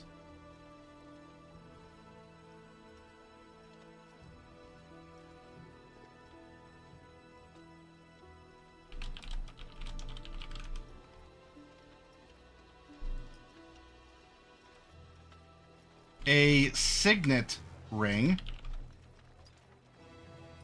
a scroll of pedigree, and a purse containing 25 gupuz. There we go. Now, by level 17, we're going to have magic items, most likely if the campaign allows for it, and more than 25 gold pieces in starting equipment. I'm not too worried about those details just yet. But while we're here, let's write it down. Now, for background, we're either going to get position of privilege, or we're going to get retainers. And we can go into some detail about the retainers as needed. Now, let's continue understanding this character to find out the feature that she would express the best. Her personality traits were rolled to be number 3 and number 1. Number 3 states, no one could doubt by looking at my regal bearing that I am a cut above the unwashed masses. And then personality trait number 1 reads, my eloquent flattery makes everyone I talk to feel like the most wonderful and important person in the world. As we go through this, remember, how she expresses herself is through selfishness, this neutral evil mentality. Her needs, wants, and desires are firstmost before others. Her sense of humor should be catered to, her sense of station, her even that position of privilege. Or if she's the petty type, maybe she needs the servants around to laugh at her jokes or whatever, right? What is her ideal? Her ideal was rolled to be number 6, power. If I can attain more power, no one will tell me what to do. Now you can see here that this says in parentheses, evil, right next to power. It does line up. I do want to bring up, as I do anytime we do these kinds of workshops, you can have a good character who has an ideal of power, even though it clearly says evil. You may not be manifesting that ideal. You might crave power, but not have it. And in the meantime, you're earning it. And so this might hint at an alignment shift in the future. Or it's a goal that you haven't realized, but maybe you can prevent yourself from going down that tricky trail. It's okay if your ideal is different from your alignment. And it doesn't take mental gymnastics to explain. Now, what is our bond to this world? We rolled a 1. I will face any challenge to win the approval of my family. So we're willing to do some pretty gnarly stuff if it means that we'll be recognized or we'll earn our inheritance or whatever. And so in this case, now all of a sudden, what if this is a sympathetic twist? What if we aren't evil in our nature, but we have to be in order to not be disowned by our family or to meet the expectations of us, even though it tears us up inside, but we can't let the mask slip. What is our flaw? Number 5. In fact, all right, so maybe she's not, she might be a lot more selfish. In fact, the world does revolve around me. All right, we are very haughty. We are very full of ourselves.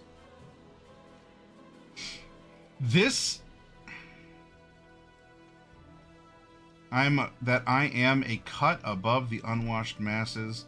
Eloquent flattery. If I can attain more power. I'm really getting position of privilege vibes from her instead of retainers.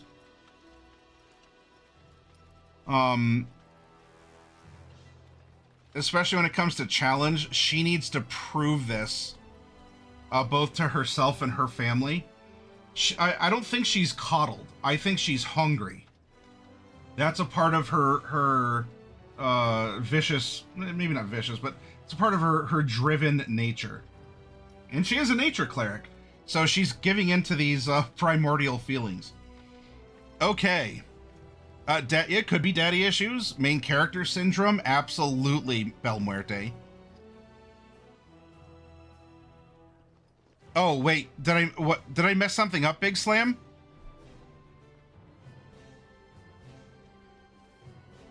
What did I mess up?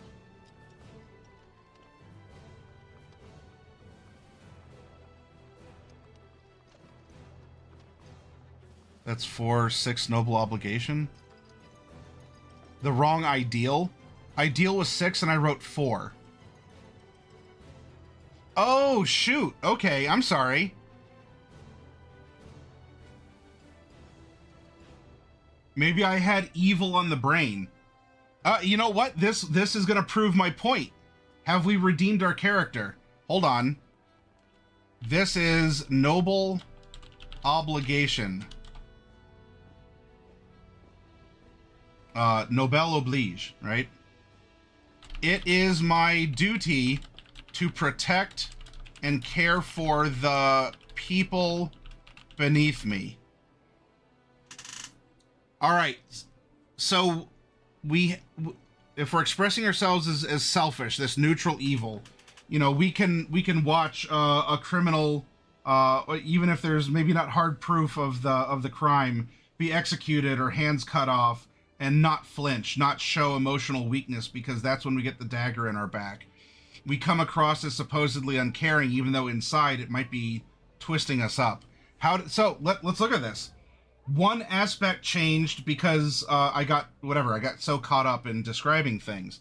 Does this change the concept? No one could doubt by looking at my regal bearing that I am a cut above the unwashed masses.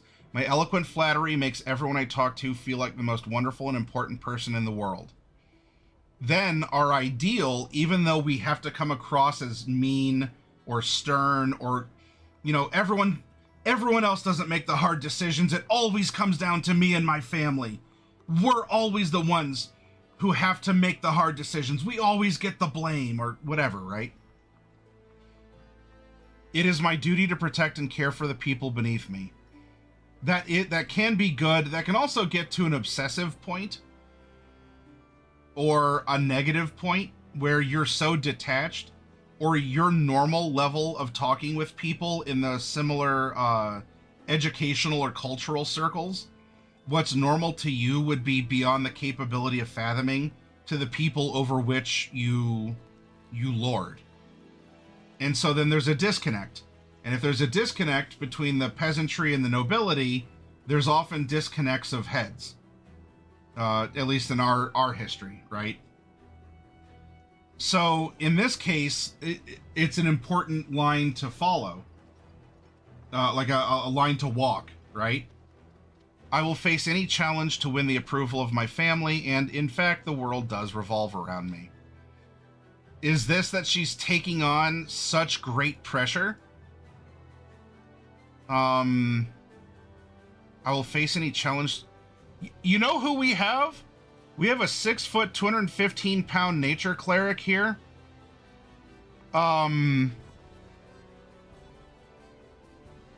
Who's the strong sister from Encanto?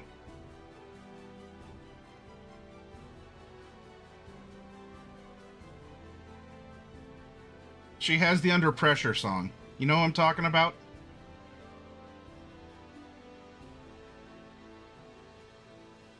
So in this case, well, this could be either self-absorbed, or maybe her flaw is she takes everything onto herself. She bears the burden when she doesn't have to, of so many other people.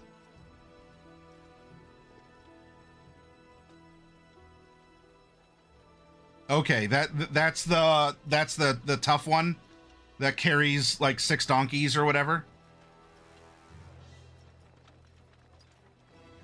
Okay. Look at that. Changing one little thing gives us so much to talk about and to conceptualize over, even though nothing else about the character had changed. In fact, the world does revolve around me. I will face any challenge to win the approval of my family. It is my duty to protect and care for the people beneath me. No one could doubt by looking at my regal bearing that I'm a cut above. And this could be forced. Maybe we do actually have a sympathetic character. All right. We've met our character. Look, does any of the rest of this matter? Does her actual strength score matter at this point? Can we start making decisions for this character based on our limited knowledge? Let's, now that we know who our character is, let's look at what our character is. And to do that, we are going to go to Half-Elf. We get 2 to Charisma. We get 1 to 2 others. I don't know where that would be. Maybe Wisdom and Strength. These are floating. Now, even in 5th edition, and not just 5thist, this rule was swapped out in Tasha's Cauldron of Everything, where everyone just has +1 to 3 things, or +2 to 1 and 1 to the other. Whether you use it, you like it, you don't like it, I'm putting that out there as a reference, because if you're newer, and you've not seen this, this may not be a concept. As a half elf, you're just guaranteed stats. I'm explaining it.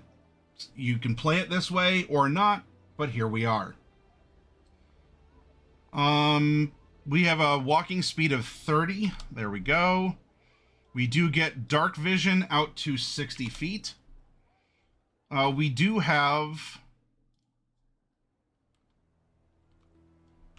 off of our race, we do get Fey ancestry.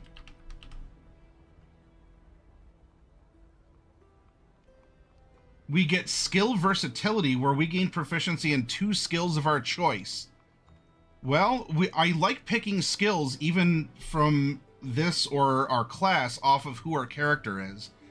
So if we have persuasion, we have history. No one could doubt that I'm a cut above. My duty to protect and care for. Eloquent flattery. I will face any challenge to win the approval of my family.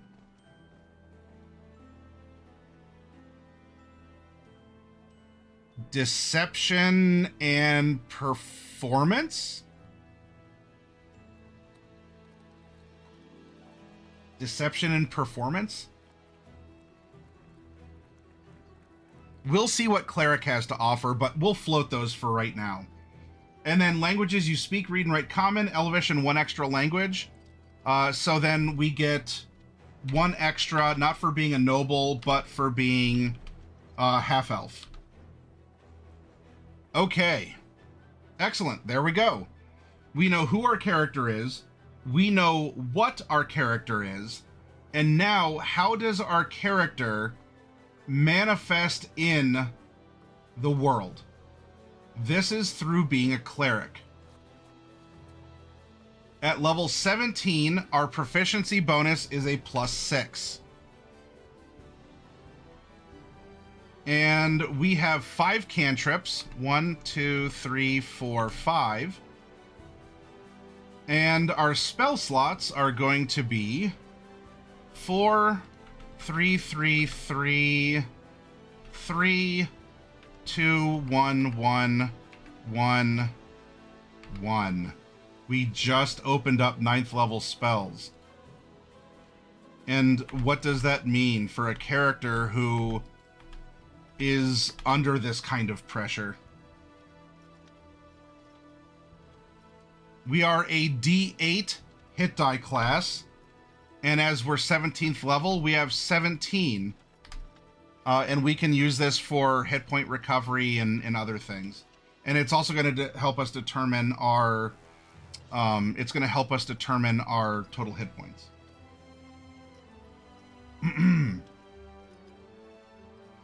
We're going to get light and medium armor as well as shields. Light, medium, shields. All simple weapons. No tool proficiencies. Saving throw proficiencies are going to be wisdom and charisma. Skills: choose 2 from history, insight, medicine, persuasion, and religion. Regal bearing: I'm a cut above the unwashed masses. Eloquent flattery makes everyone I talk to feel like the most wonderful and important person in the world. We have position of privilege. I'll face any challenge to win the approval of my family.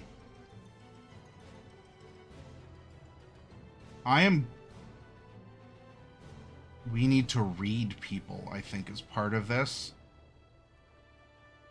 I almost want to go insight and religion.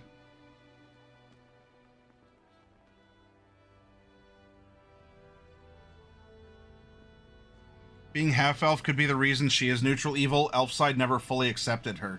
Oh, yeah, and so she is, and so she is never fully accepted. That could be. Go insight? Insight. Intimidation could work if she does have this, ferocity. In which case, what would you want to, Big Slam, what would you want to move? What would you want to move into intimidation if you think she's intimidating? Or maybe she's not, and this is my argument for not intimidation. She proves through her deeds, not just by yelling at people and growling.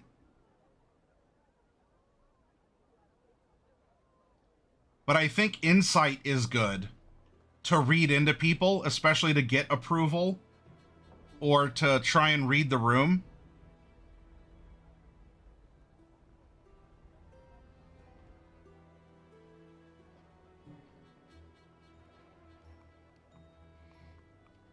Also, Bane says she's an isekai. Quote, this time, even though I'm the villainess of the story, I'm going to take care of my servants first. That actually does sound like an excellent isekai title, Bane. Thank you for that. And by the way, running an isekai adventure in D&D can be a lot of fun too. All right, well, we for right now we have that. Now, starting equipment, do we have a mace or warhammer? I'm not worried about that. I am not.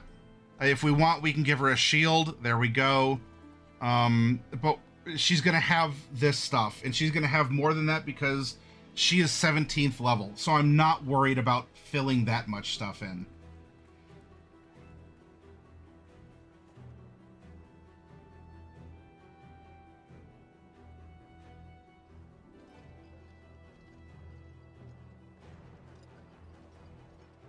All right, she does have. I'm not going to put spell classing. I looked at class. I'm not going to put spell casting here. It's in the book if you want to know how it's done. I'm not going to list everything out fully. Please reference your book, support your local game store, purchase one, or borrow one from a friend. We will get a divine domain, and we will fill that in as well. We are going to get channel divinity.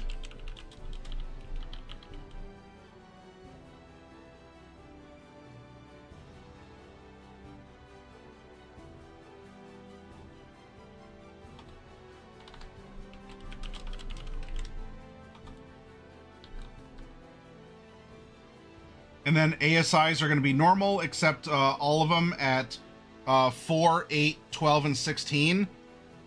We have to be a perfectionist. We're going to take feats instead of score bumps. Turn undead goes into destroy undead.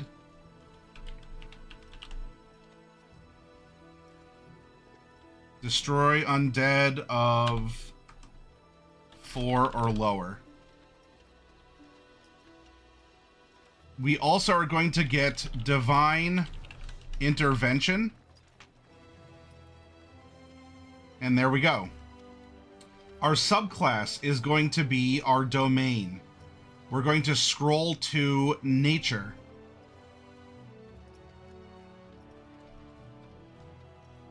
One, two, three, four, 5 cantrips. And we had 4, 3, 3, 3, 3, and then what was it? 2, 1, 1, 1. 2, 1, 1, 1.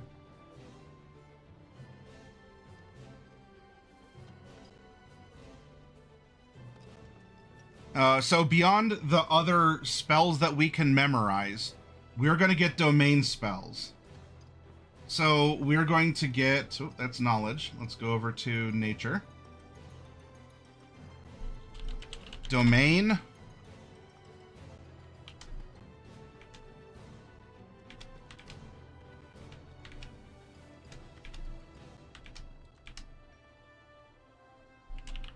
Animal friendship. Speak with animals. Bark skin. Spike growth.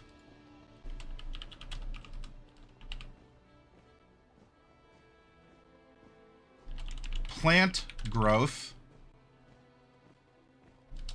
Wind wall. Dominate beast. Grasping Vine, Insect Plague,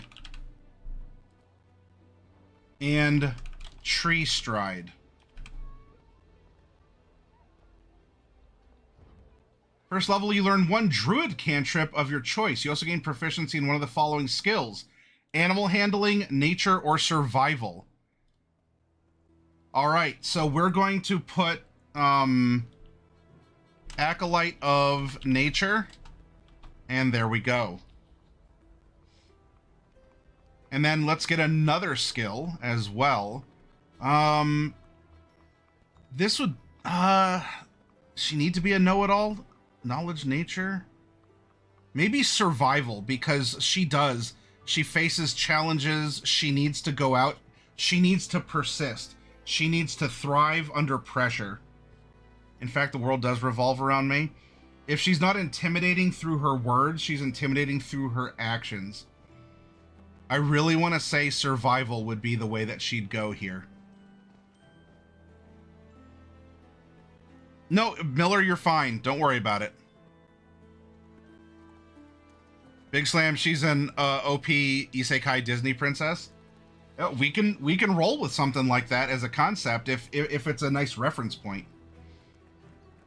All right, now we also get some more Channel Divinity. We get Charm, Animals, and Plants.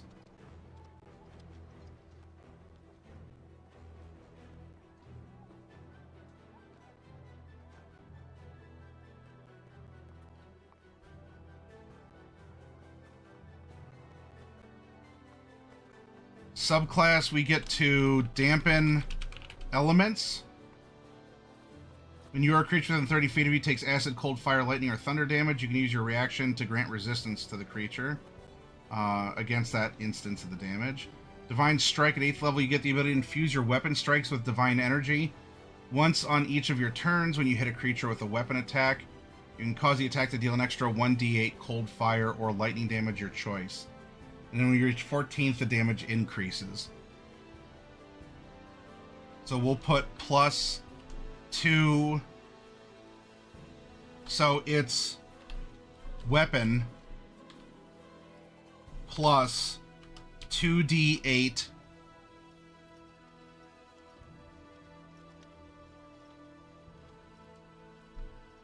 C F L.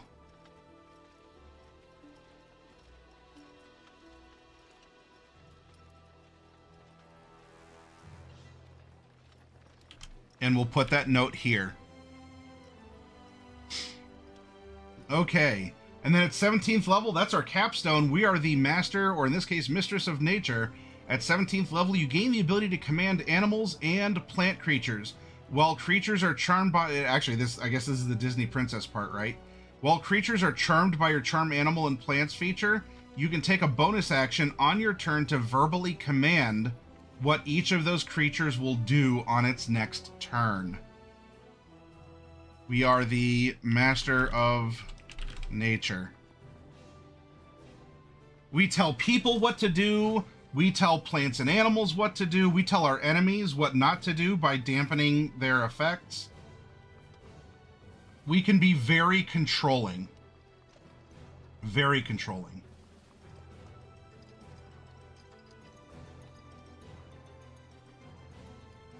Excellent. That is our class. Now, I'm not worried about the cantrips and the spells just yet. We'll get to that. But now we know who our character is, we know what our character is, and we know how she expresses herself into this fantasy world. So, what's next? The Princess of Ravens. Is this your concept for her, Bel Muerte? And again, if you're like, oh, what's Fey Ancestry? Reference it in the book. I'm putting the placeholders so we can talk about it or conceptualize it if necessary. I'm not writing everything out. Now that we have all of the important stuff about our character, we can give the character stats.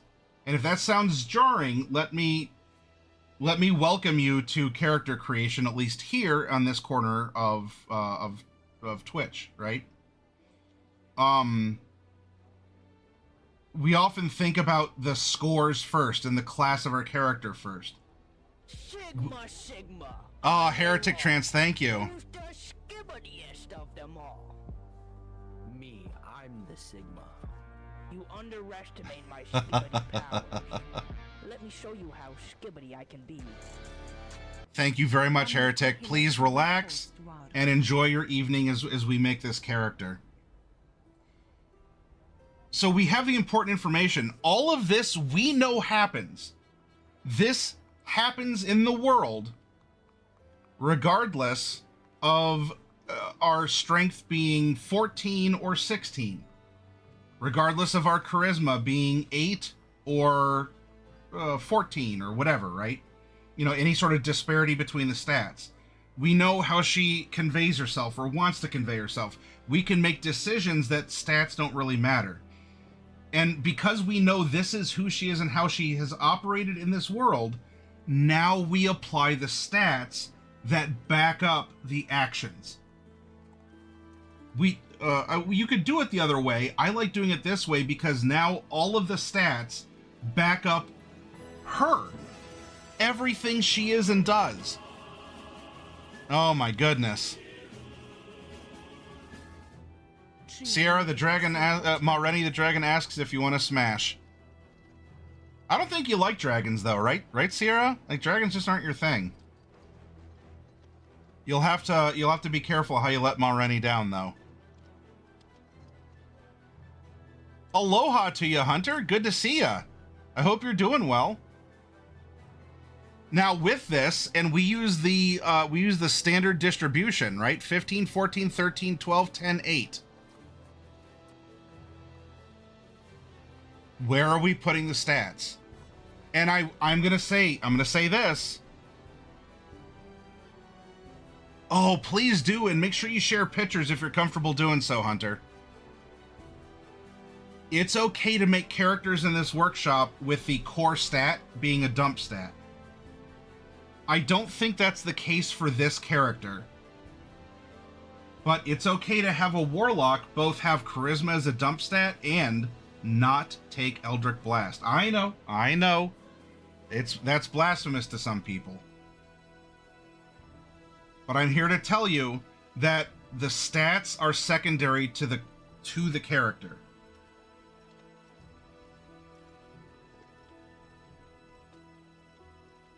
I will face any challenge to win the approval of my family.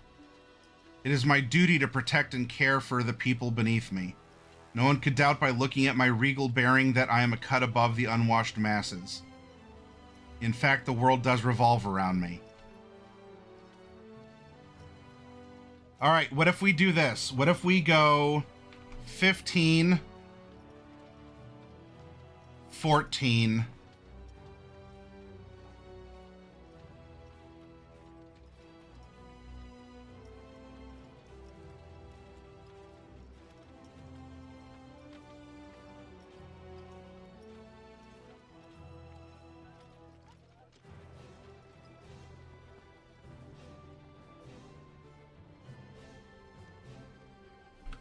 $13,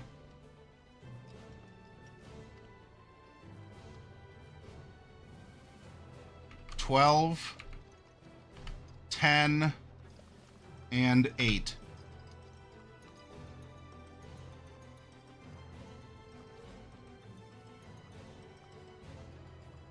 It looks like you and I thought the same thing, Big Slam.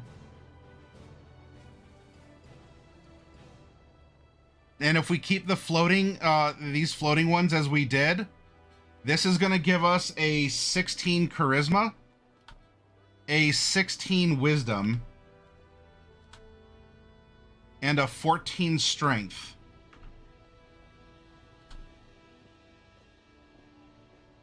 Now, we do need to take feats. And in this case, the feats might modify this even further. We'll see what we have available to us. But if we're dropping the Hemi into the chassis that's been built, I do think that this is a good spread. Now, going off of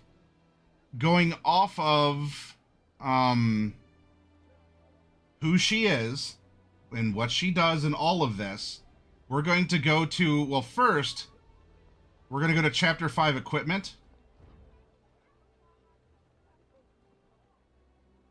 Because she is proficient in Gaming Set 3, which is Dice, Dragon Chess, Playing Cards.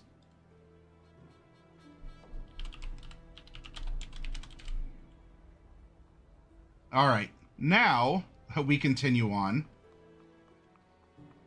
to customization options in Chapter 6. And we have a bevy of feats. What would be appropriate to her?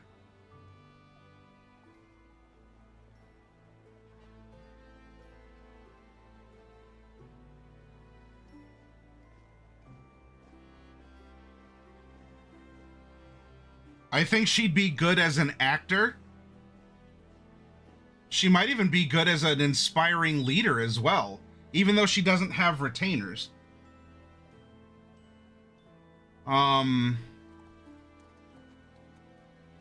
Maybe she'd want to go into heavy armor training. Have a good night, Bane.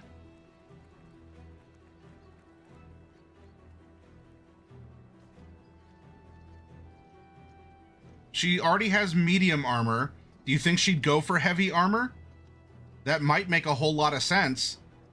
Like, she's not getting the full benefits of... she's not getting the full benefits of the medium anyway because of her dex.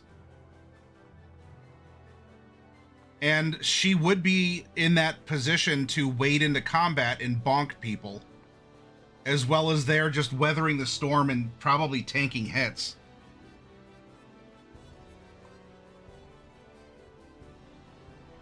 I don't think it's min-maxing. I think it makes sense. I don't think it's min-maxing. It makes sense for her. Maybe even tough. But let's go to...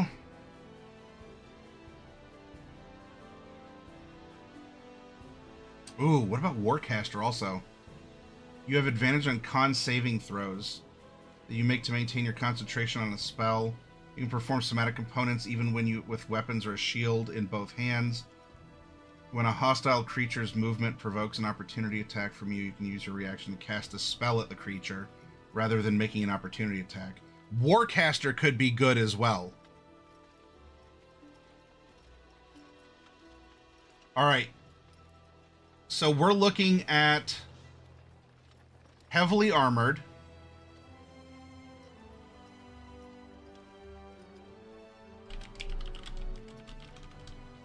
That is going to give us all and shields. That is also going to increase our strength to 15.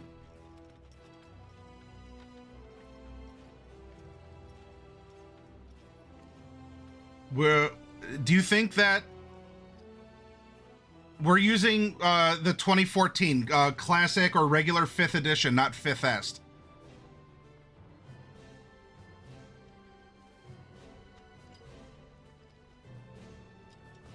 I think Warcaster can work. Maybe even tough.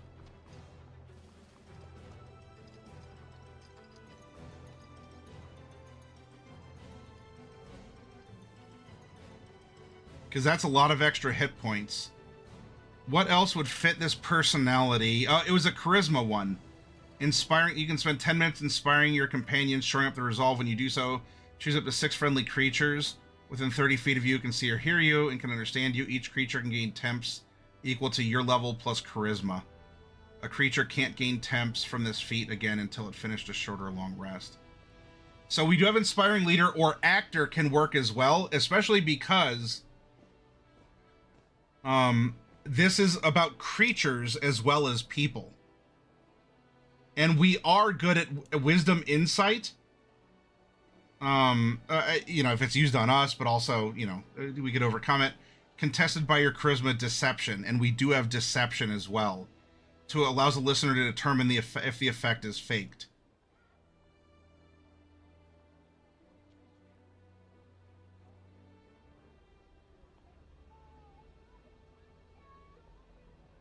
Yeah, Warcaster and Tough would it definitely it turns her into a turret. Inspiring leader. Can we inspire the wildlife that we control? Give a rousing speech to a swarm of squirrels. Inspiring your companions, shoring up their resolve to fight when you do so. Yeah, it just says choose up to 6 friendly creatures, which can include yourself, within 30 feet of you, who can see or hear you, and who can understand you. And squirrels can understand us, going squeak, squeak, or squeakums, if we use our control, our spells, or our channel divinity. So we can do this. We can bolster the wildlife. They may take our lives, but they'll never take our walnuts.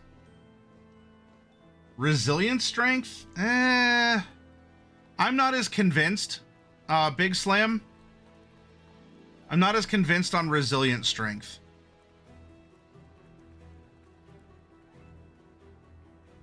I think she leads from the front.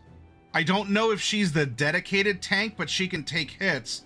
But I see her leading from the front, so she can take hits and give them as she can, but she's still going to be slightly better at casting than bonking. And if you're worried about that stray 15, remember she gets another ability score improvement at level 19, and presumably if she's made it to 17, she's going to make it to 19, and she can round things out with another feat or by improving this.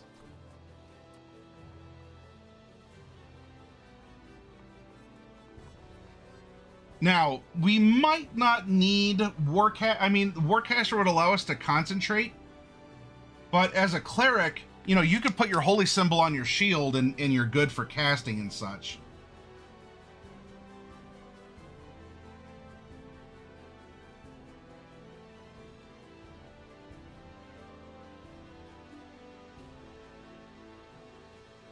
Mix that with Vine Whip and Spirit Guardians, beefy to keep.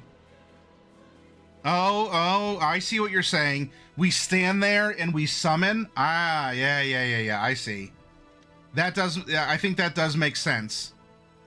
All right, so we go Warcaster, and because we can squeak, squeak, or squeakums, we're gonna go Inspiring Leader, and then we get one more. We get one more.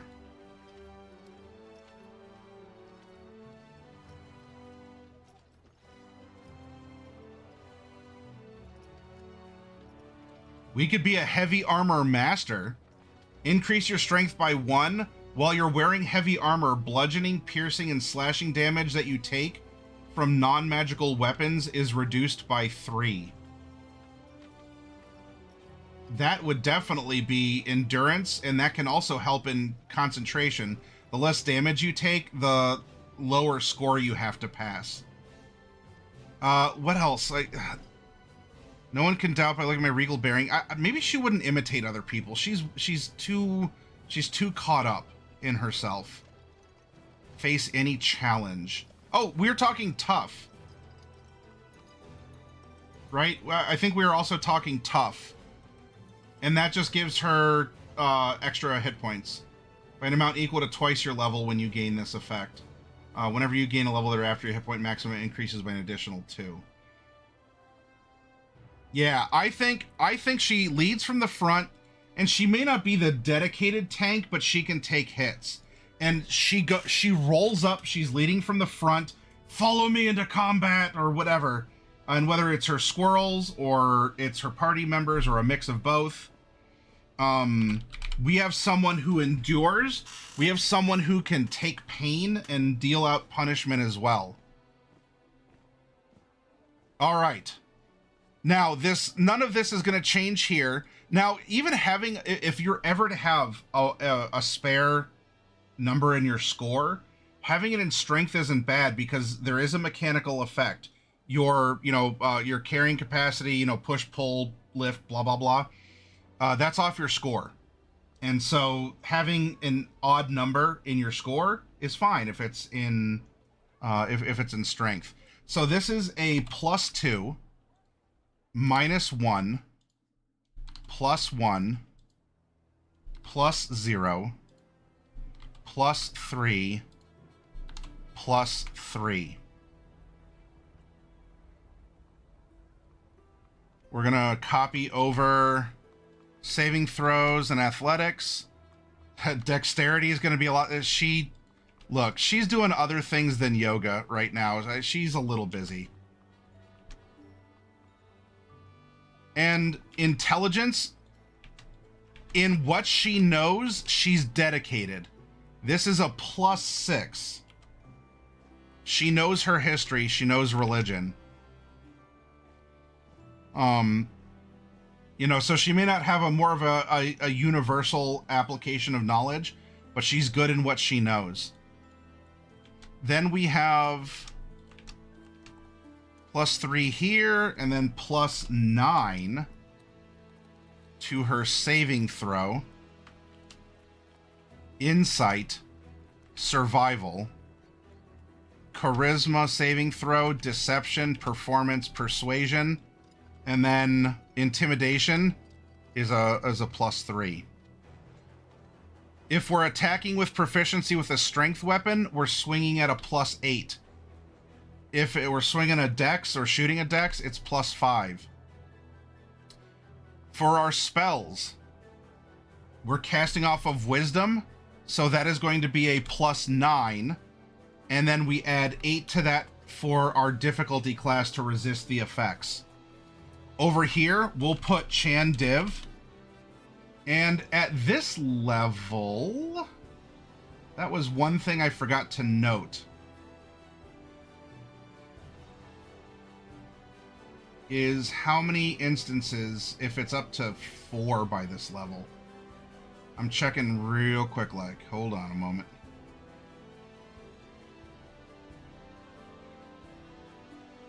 The Druid, War Domain, here we go.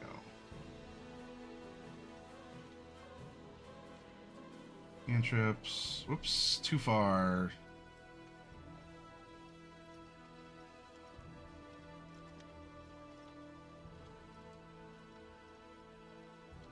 Beginning at 6th level, you can use your Channel Divinity twice between rests, and beginning at 18th level, you can use it 3 times between rests.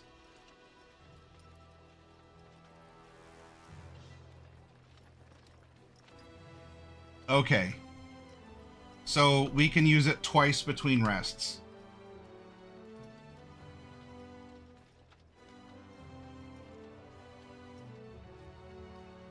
Dad's a druid and she studied well under his tutelage for attention. Ah! Oh yeah, so this is going into that need for control or the need to lash out. And in this case is manifested by vines. She actually lashes out as a way to try and come to terms with herself or her place in the family, or something along those lines. Must be the best. Must live up to the expectations, regardless of how dumb she thinks they are, or that everyone treats her like she doesn't belong in the system. So why does she have to exist inside of it? And so she's fighting that battle. Yeah. I love it. I love it. All right, hit points. Oh, I'm sorry. Passive perception is 10 plus that, so it's 13. There's a lot. Passives do a lot in this game. I love passives, especially for insight, and investigation can work as well. Don't be afraid to use passives. In other editions, it was taking 5 or taking 10. Passives are amazing. They're wonderful. I love them. Use them. Armor class, don't know, don't care right now. She might have magical armor. It doesn't matter. Initiative is a dex check, so she's a little slow here, even though she's leading from the front. But if she draws the attention and she stands there the whole time, other people can run past her. All right, climb is 15, swim is 15, fly would be 0, unless she has spells that modify that, because otherwise this is half movement off of whatever your base is. Hit points. At level 1, you get all 8 of your hit die, unless you're playing by other rules that you all have agreed upon. Then for the 16 other levels, she gets 5. That's half plus 1. Your table might roll every level, or your DM might say, no, I'm running a deadly meat grinder. You need all of your hit points. So you go max. For averaging, we take the standard array, blah, blah, blah. We go half plus 1. Then we get bonus hit points equal to 1. Well, in this case, it would be our Constitution modifier times our level. So this would be 17 times 1. Although because we have tough, that technically is times 2. It would look like this, because that's what we get bonus hit points from con, and technically tough is that. But to make the math short, we're just going to say that this is times 2. All right. So this is going to give us a total of, let's see, we have 16 times 5 is 80. And then we have 17 times 2, and that's going to give us, with our tough, 34. And this is going to be, plus our 8 is going to be 42. And this is now going to be 122. Excellent.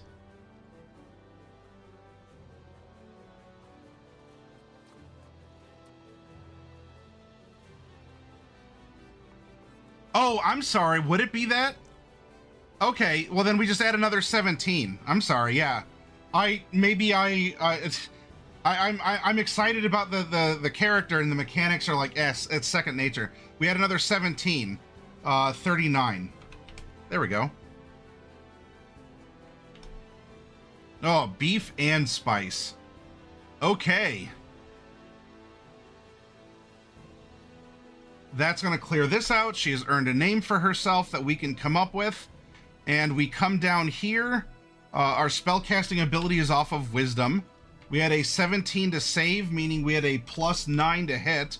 And as a reminder, on this page, we had Channel Divinity, and we had 2, and there we go.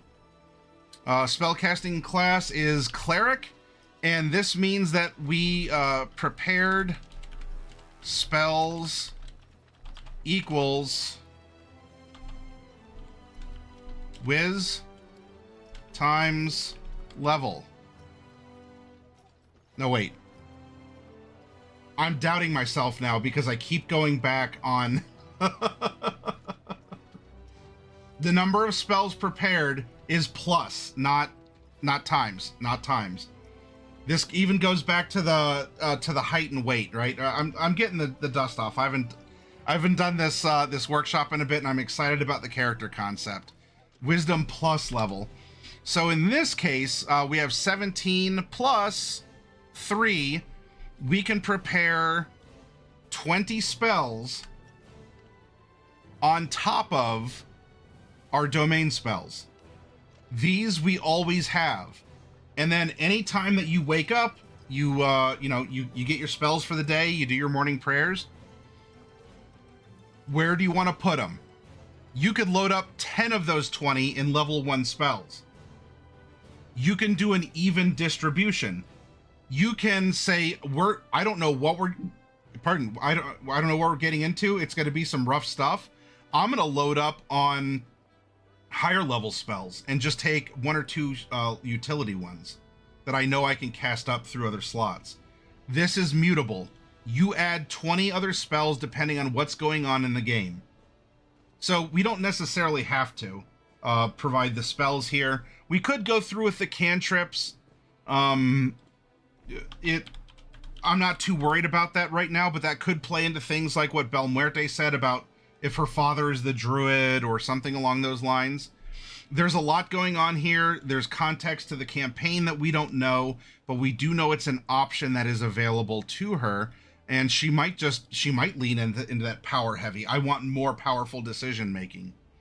As for things like eyes, skin tone, hair, and again, magic item loadout, the details of the campaign aren't known to us, but whether or not she has +1 armor doesn't affect her decision making or the way she speaks or comports herself or the like.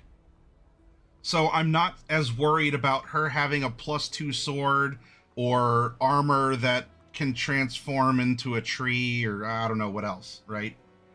I'm not even worried about the weapon she's using. In 5th edition, you don't have favored weapons as you did in prior ones. She's not constricted as a nature cleric to use a quarterstaff. She can use one, and maybe she wants to use Shillelagh as a spell with something like that. We don't know, and that's also why I just summarize weapons. If it's strength-based or dex-based, we have this as a filler. So I'm not going to worry about those sorts of details. But we do have this concept. Is this more of an isekai campaign? Is this kind of a Disney princess gone a little feral? Or, you know, is having, instead of working things out positively, is having this self-reflective, castigating, you know, I have to be the one that makes the tough decisions. I don't know if you heard it. That was a peal of thunder. The thunderstorms are hitting. But, so we've made this character. I'm going to save her. Let's take a quick break. I'm going to, even if the power goes out, I do have a battery on this. I don't know. I don't think it'd help because I'd lose internet, but at least the new rig wouldn't get nuked, which is nice. I'm going to get up and stretch. I'm going to go check out the weather as well. And I will be back, and if I can, let's make a second character, and let's build this party out to see who we have based on the cues from our first character. Hold on tight, everyone.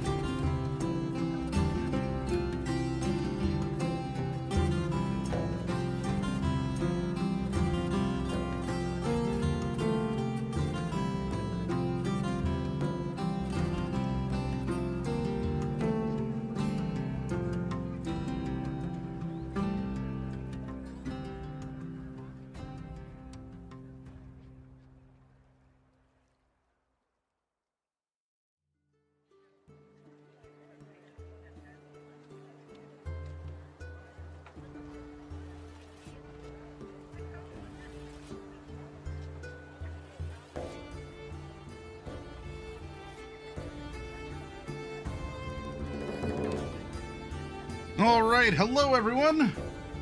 I'm back if you are. How are things looking your way?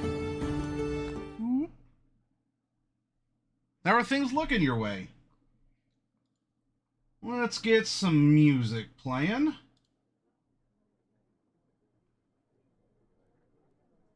My headset went to sleep. Hold on a second.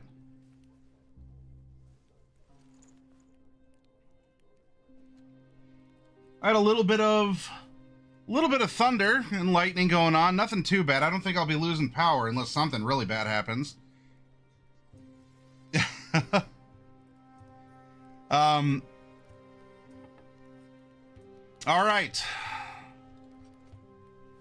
Now, hopefully I don't anger the gods, diadems, and my power won't go out for it's not terrible weather. It's a thunderstorm. You might hear some rumbling. That's just not the cat, although she's sleeping under the monitor right now. All right, as you can see, we are reset and ready to go. We are going to get our second character made tonight as we're getting back into the workshop, doing a workshop test on the rig, so forth and so on. You can lock in, if we close this out, you can lock in aspects of this character that you would like to roll with a workshop roll using your inspiration points. Those are your channel points, and they look like this right here. Art by Coffee Cat Presents, by the way. Okay. So lock that in. If you want to roll a specific part of this character, spend those points. What else are you going to use them on? Come on. And as a quick announcement, sometime this month, I'm going to open up recruiting for a longer form game. I ran Chroma Company for a while. I talked, there's two of the crew from there that want to continue on into another longer form story. Cyberpunk Red seems to be the system we're going to choose. Now, there is a twist that I didn't say the first time when we were doing our table talk, our channel intro, and that is, for those of you who might want to play in a game that I run, tentatively Fridays, tentatively 9 to 1 Eastern, 9 p.m., 1 a.m. Eastern. What if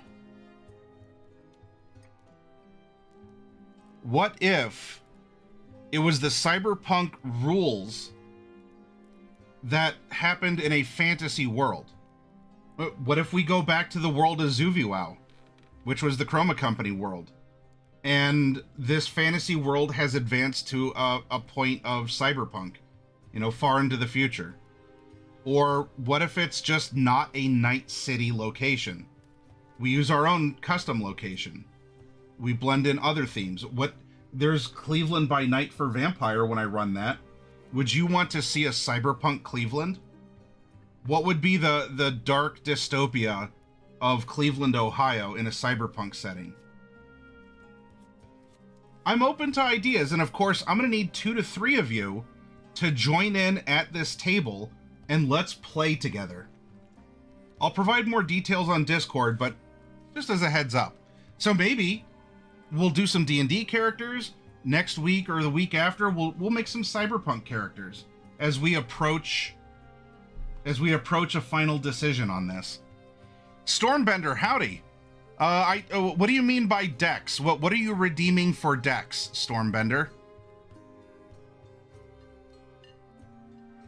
Okay, so we have this. Now let's open up our, we're going to open up our displays. And to get us going, and for those of you, if you don't think you have enough points to use, or, you're happy with rolling anything, let me know in chat. I'll call on you. For example, Bel Muerte. If you're here, Bel Muerte, please roll a 1d100 in chat, and let's get this going.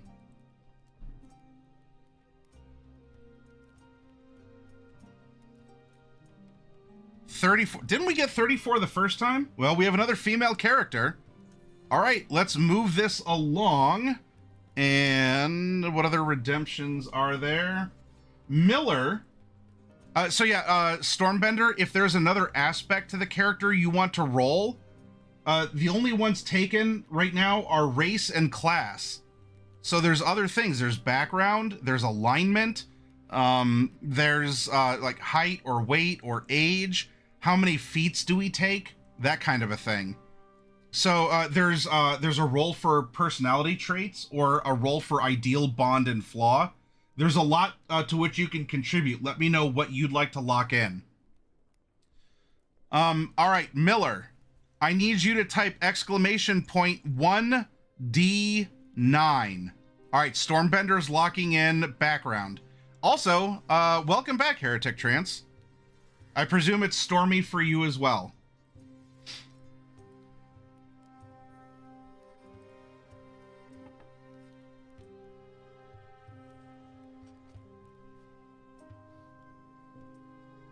Majorly, yeah.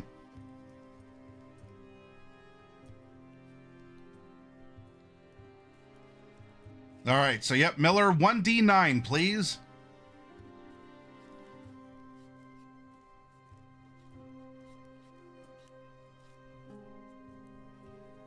Piloting a 9, a tiefling. Very good.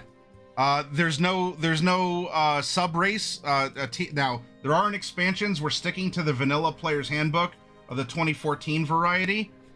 In this case, a tiefling is a tiefling, though there's plenty of room to do cool custom stuff out of books or just with your imagination at the table. Our alignment. Heretic Trance, what is the alignment of our character? Exclamation point 1D100, please. Our first character was a neutral evil female half-elf nature cleric.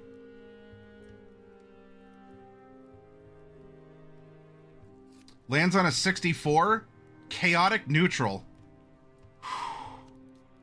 This is going to be a party. Okay. Let's make these notes. Alignment, chaotic neutral. Very, very free-spirited. This is maybe not the exact opposite, but we have an interesting personality dynamic already. Female, tiefling. We know that we're level 17 because that was our first character. Tieflings are medium. Okay, now let's continue on. Are we going to take all ability score improvements, or are we also going to take feats? Time max. Exclamation point 1D100, please.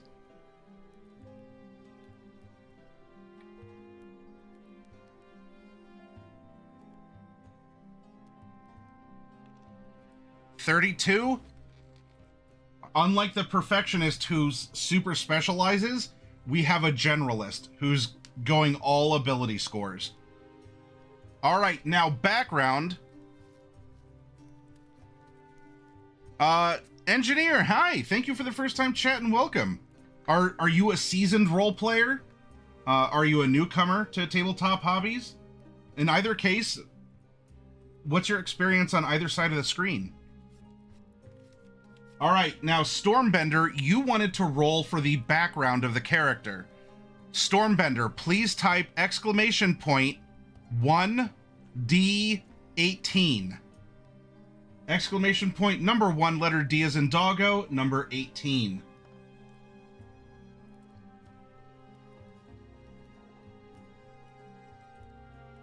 Background number 6, an entertainer, but specifically a gladiator.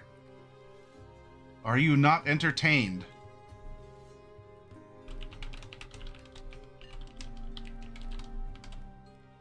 Now, as we come over here, and we see that entertainer gladiator, there are, I believe there's going to be a particular battle trick or something that we'll also need to roll for here in a moment. Actually, you know what? I already have this in the player's handbook. Entertainer. Now, the gladiator is much an entertainer as any minstrel or circus performer, trained to make the arts of combat into a spectacle for the crowd to enjoy. It's kind of flashy combat as your entertainer routine, so flashy combat. Although you might also have some skills as a tumbler or actor. Using your by popular demand feature, you can find a place to... Okay. So, in addition to combat, why don't we have another entertainer routine? So, as part of this Stormbender, will you please type exclamation point 1d10.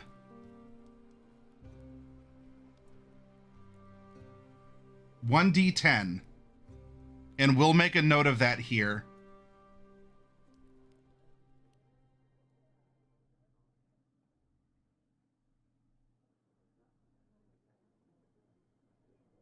So you all can see how I'm modifying this. Lands on a 1 actor. Yeah, so we are a gladiator. So we're an entertainer. And so in particular, we are a gladiator and actor. Also, engineer said, I have been into D&D for 2 weeks, but I've informally, I've homebrewed since last year.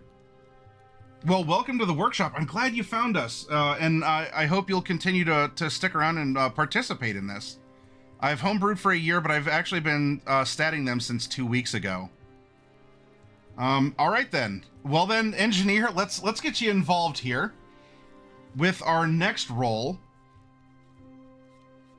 We need 2 personality traits.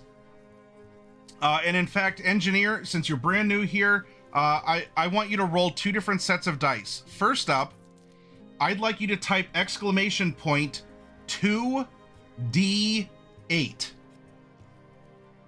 Exclamation point 2d8, please.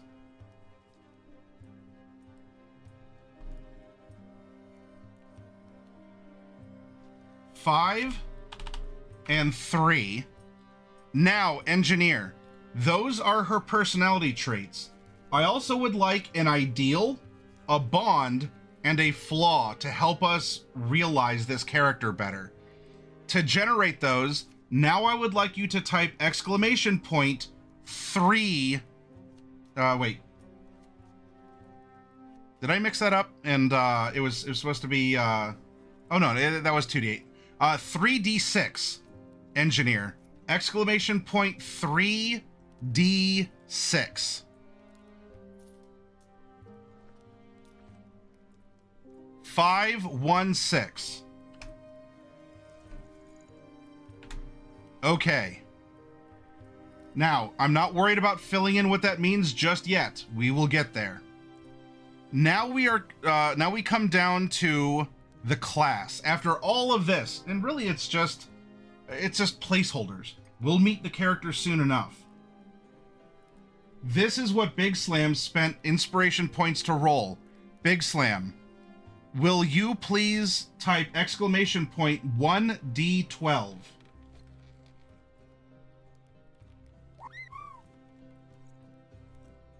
Oh, Miller, thank you for that gift sub to engineer. And Big Slam, a 13. All right, you broke reality, Big Slam. Now, what this means, Big Slam just broke reality in front of us. We all lose sanity. Big Slam, you can choose or you can re-roll. If you re-roll because you're on cooldown for 1d12, roll 2d12 instead, and we'll take the first non-13 number. Or you can choose the class. It's up to you. The dice open that up.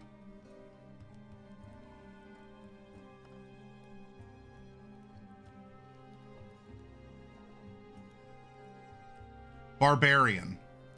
Okay. So we have a barbarian, and go ahead and roll a d4. 1 and a 2, we have a berserker. 3 and a 4, we have a totem warrior. We have a totem warrior barbarian.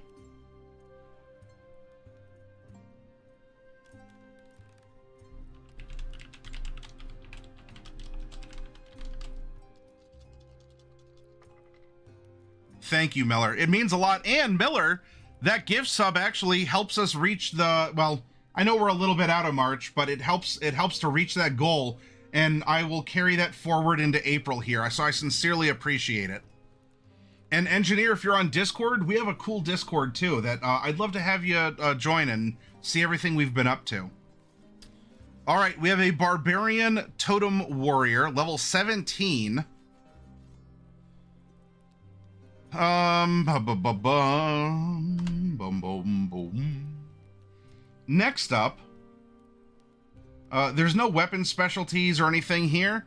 Now we come down to more of our physicality. And let's have Lucius. Lucius, could you please give me a percentile roll in chat? Exclamation point 1D100.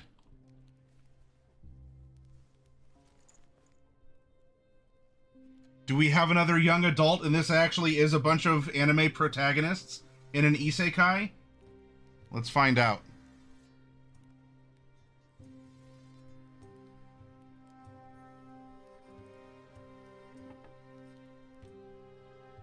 Yeah, engineer, we have people who can look that stuff over. People in the server have volunteered to be mentors, and you can ask questions and get feedback and so forth. And I wouldn't worry. The server, in the grand scheme of things, is not that huge. It doesn't have thousands of people in it, or it's blowing up at all hours of the day. The server, just like the channel, is an extension of a friendly local game store.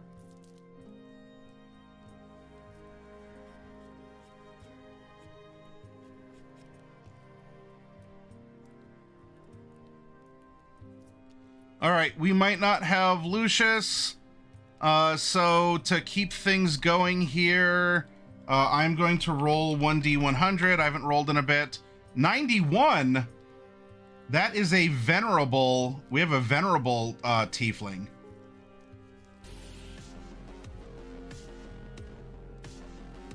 This is appropriate music.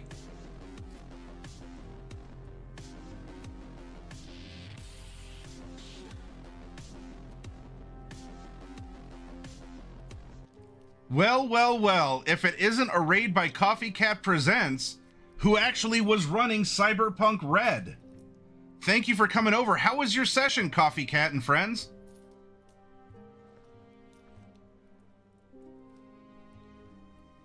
$1D16 years. I don't have a die for that. All right, so we're adding 15 years. So we have a 98-year-old totem barbarian tiefling, chaotic neutral.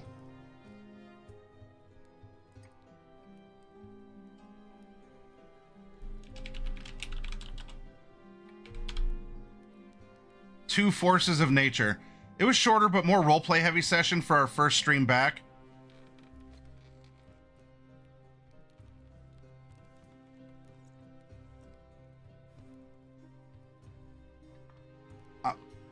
If it was fun, even if it's roleplay heavy, there's great sessions where there are no dice rolled at all.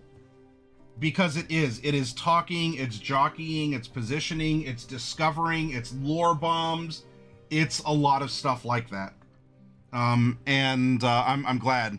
And Coffee Cat, I did tease the notion that I'm going to be looking for 2, maybe 3 people to play Cyberpunk in an ongoing Cyberpunk story on this channel.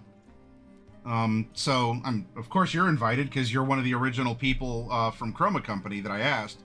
But if there's others who might have a Friday evening free and would like to be a part of an ongoing story, you don't need any experience with the mechanics. You just want to learn to play and have fun with friends. Boom, there we go.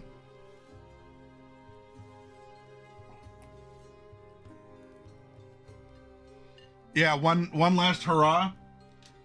You know, that she's had that nature spirit in her of the animals, and in a sense, in this dichotomy with this neutral evil, like stick in the mud who has to prove herself to her noble family all the time, and then we have this perhaps more free-spirited barbarian who's trying to get her, like, who's trying to I don't know, maybe even like teach her a lesson or something. Or this is a compelling character. This is a compelling character idea. All right. And this would require the DM and the player talking. But, unbeknownst to the player playing the noble, this barbarian is simply a spirit that has been sent to I don't know, kind of an Ebenezer Scrooge thing. And it's not revealed until the very end or something along those lines. That could be a lot of fun and have a long-term effect on the story. But we'll find out more about that. Let's not get too far ahead of ourselves. All right, Thantos, are you still here? Thantos, if you are, I need you to roll some dice, please.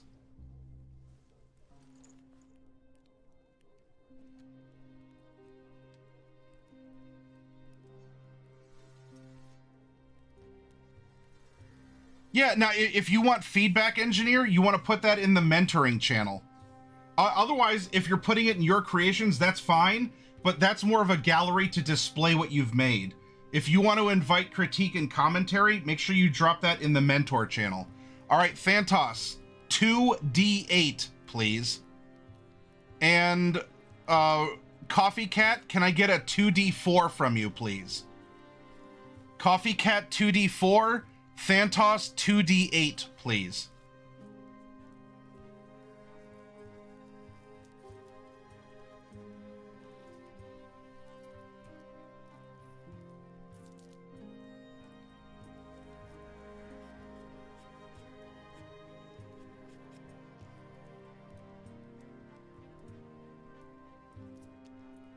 Thantos, it's exclamation point 2d8. Just exclamation point number 2, letter D, number 8.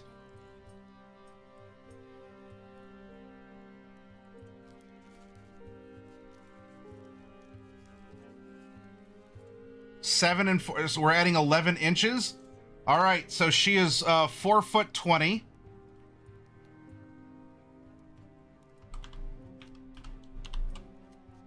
Otherwise, we call that 5'8". And then we take that. All right, Coffee might be having post-stream cooldown. Diadems, can I get a 2d4 from you, please? So we have 11, and we are going to multiply 11 by 6. So we're adding 66 pounds to a base weight of 110. So that's 172.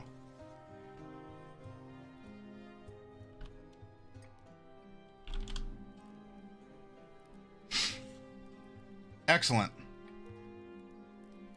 All right, that finishes those variables. So now we're going to pop over.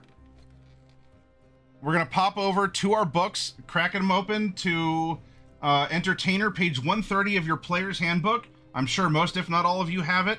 A physical copy. Did you support your friendly local game store? Please do so if you haven't.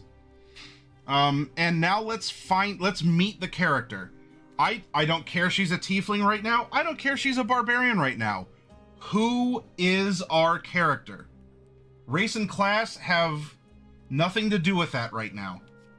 Because regardless if you're a halfling or a cleric, or you are a half-orc and a bard, this character still expresses herself the way that she does.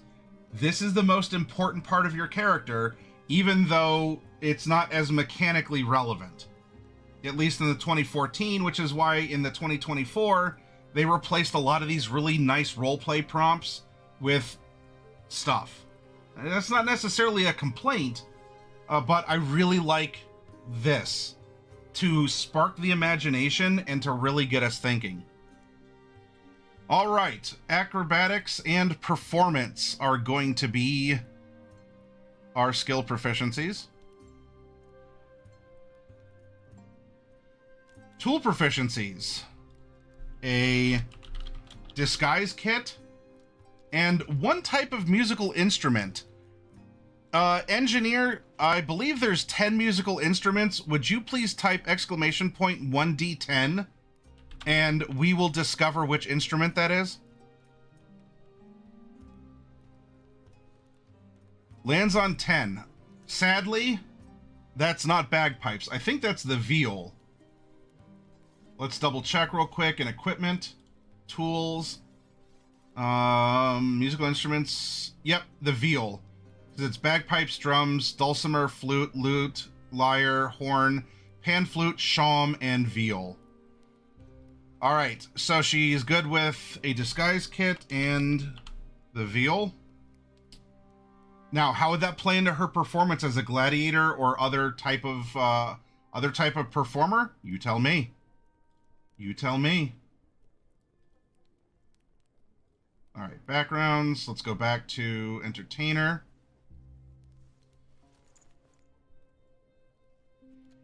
Equipment. Well, we do get one of our choice. It's probably going to be the one with which we're proficient, so we're going to get the viol.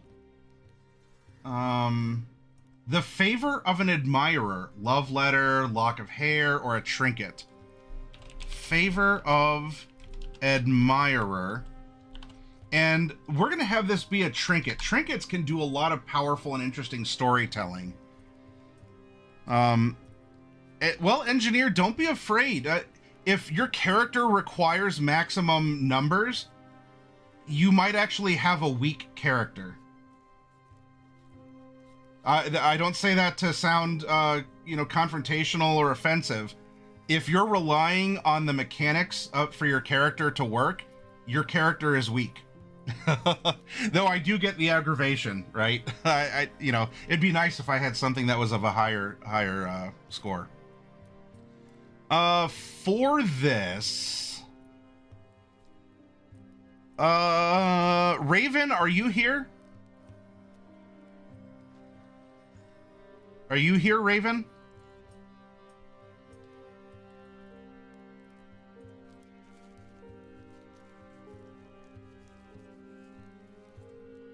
We're also going to get a costume of some kind. And a belt pouch with 15 gapuz.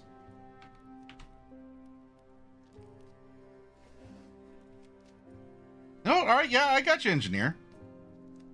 Yeah, it's a little bit of ribbing. We do want the high numbers. We always want the line to move up and to the right. So I get it. Believe me, I do. And some people take the challenge of, in ideal conditions, care-opping, min-maxing, or you hit a streak of bad luck, you say, can I please get a high number for once?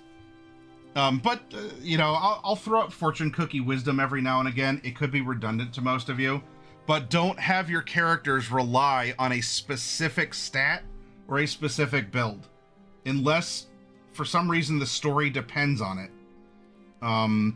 You have a ton of fun playing suboptimal characters. Suboptimal characters are so much fun.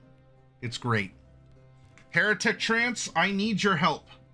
I want you to produce an odd trinket of quasi-supernatural power. And you can do that by giving me a percentile roll, please.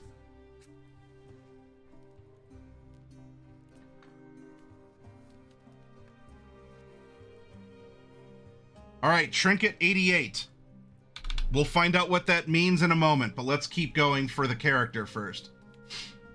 We already have our entertainer routine. We're a gladiator and an actor. Our feature is by popular demand. We've made a bit of a name for ourselves. You can always find a place to perform, usually in an inn or tavern, but possibly with a circus at a theater. Now, in this case, for being a gladiator, this is more like a fighting pit.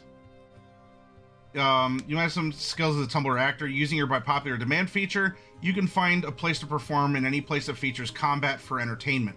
Perhaps a gladiatorial arena, a secret pit fighting club. You can replace the musical instrument in your equipment package with an inexpensive but unusual weapon such as a trident or a net. In this case, I don't know. I think we can still play an instrument. I don't see why, even as an actor. Unless for some reason we wanted to swap out an instrument to do... I mean, we already have a disguise kit. But unless there's something else that would make us more gladiatorially adept. We have a costume. You know how wrestlers will wear costumes or have personas, for WWE and such? Maybe our weapon and our costume plays into that. All right, now we get down to, this is my favorite part of every character build. what is our personality? And then what is our ideal bond and flaw? Here we go.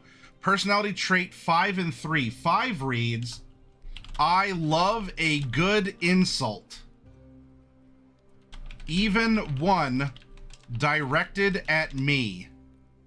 And 3, I'm a hopeless romantic. Always searching for that special someone. Have a good night, Coffee. Thank you for the raid. Welcome back to DMing, GMing, STing. I'm glad you got to, but yeah, if it was a night, hopefully it was a good one. You had your post-stream decompression. Go sleep. Or what is it? Go slep. Be potat. Go slep. Be potat. Oh yeah, rowdy. In this case, instead of Roddy, a rowdy Rhonda Piper. But yeah, think how many wrestlers have gone into acting, right? Especially perhaps more in their older years, and she definitely is. I'm still kind of digging, like, what if she's a spirit the whole time? Or what if she's something like Auron from Final Fantasy X? That would be really cool, and it wouldn't really mechanically break or destroy anything either. What would be compelling for the player to play and for the story to be told? All right, anyway, I love a good insult, even one directed at me, and I'm a hopeless romantic, always, there we go, always searching for that special someone. Her ideal is number 5. People. I like seeing the smiles on people's faces when I perform. That's all that matters. Neutral. Oh, well, you might say she's chaotic neutral. Of course you should pick this one. Don't let the word in parentheses choose the ideal. You can even go off the 6 available. Remember, like with the first character, it's okay to have an ideal that differentiates from your current alignment. Her bond to this world is 1. My instrument, although we could perhaps replace this with my gladiatorial persona, it could be that. My acting career, we'll keep it variable. My instrument is my most treasured possession, and it reminds me of someone I love. Oh, well, she is a hopeless romantic who has a favor from maybe the first person who sent her a love letter or something. We'll find out what Trinket 88 is in a moment. And her flaw is 6. Despite my best efforts, I am unreliable to my friends. She's just so full of whimsy, or kind of drifting from idea to idea, or something, that people can't count on her. A clown wrestler, says Bel Muerte.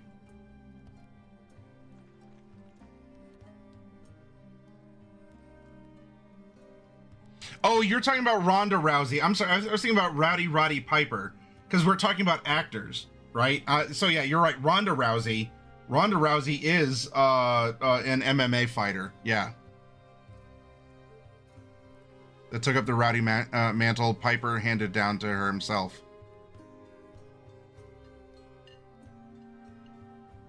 Oh, Ray Ripley. Yeah, there you go, Heretic.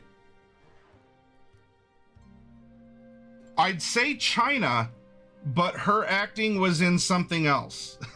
Or at least her photo shoot was in something else. But that is still presenting yourself. I won't take that from China. All right, now we have an idea for her personality. We have some really interesting prompts. She's venerable. She's 98. Does she look that way? And if not, why? 5'8", 172. I love a good insult, even one directed at me. I'm a hopeless romantic, always searching for that special someone. people is her ideal. I like seeing the smiles on people's faces when I perform. That's all that matters. Have a good night, Engineer. Thank you for finding us. Hopefully we'll come back tomorrow for more as we continue making some characters, and you'll see how we put it all into a story. Oh, Gina Carano? Yeah, Gina as well. There's Lucy Lawless for Xena.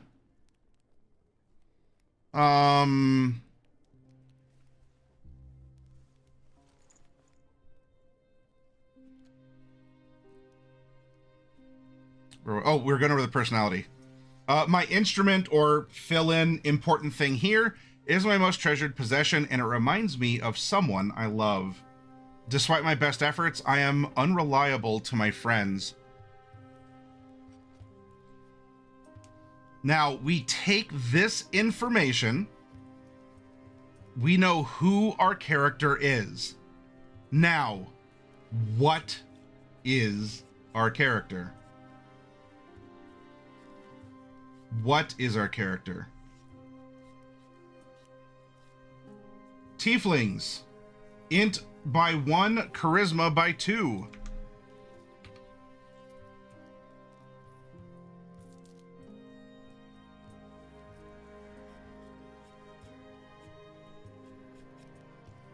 We are 30 feet of speed. We have dark vision out to 60 feet. Hellish resistance. We resist fire damage. So that gets filled in on this sheet. It's a little bubble that you can fill in. Infernal Legacy.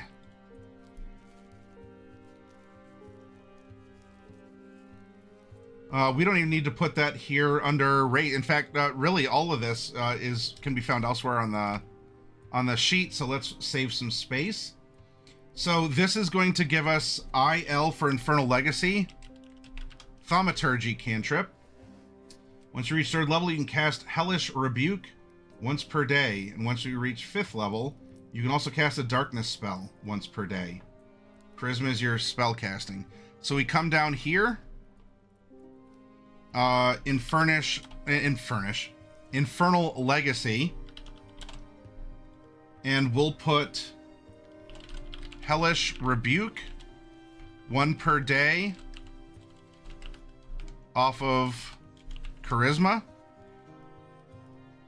and darkness once per day, charisma of them all. Hi, Iron Chef Lord, how you doing, friend? The Sigma.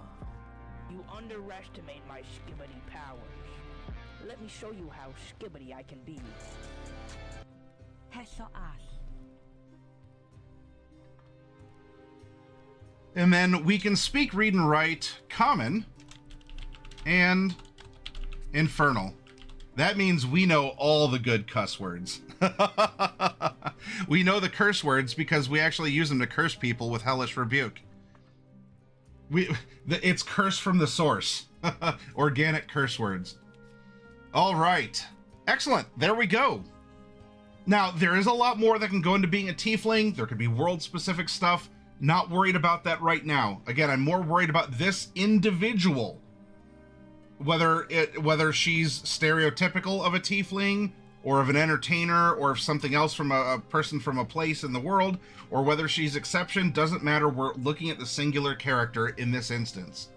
So, we know who she is, we know what she is.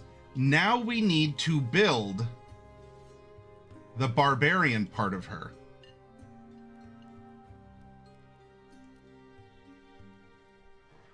At level 17, our proficiency bonus is +6.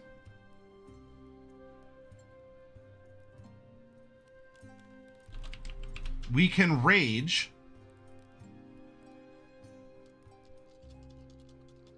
We can rage 6 times per day. Per rest. Anyway. We are a D... Whoops, our run speed's 30. We're a D12 hit die class. That should go up here. Ooh, I hear rain on the window. And then we have 17 levels of that stuff, which is fine. Light, medium, and shields for armor.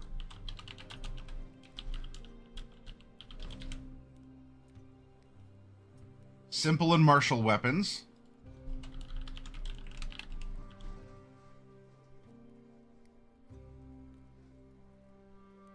No tool proficiencies. Saving throws, strength and con. Skills. Oh, yeah, we got our 2 from our background. Choose 2 from animal handling, athletics, intimidation, nature, perception, and survival. We are a gladiator. We're an actor. Animal handling, athletics, intimidation, nature, perception, survival.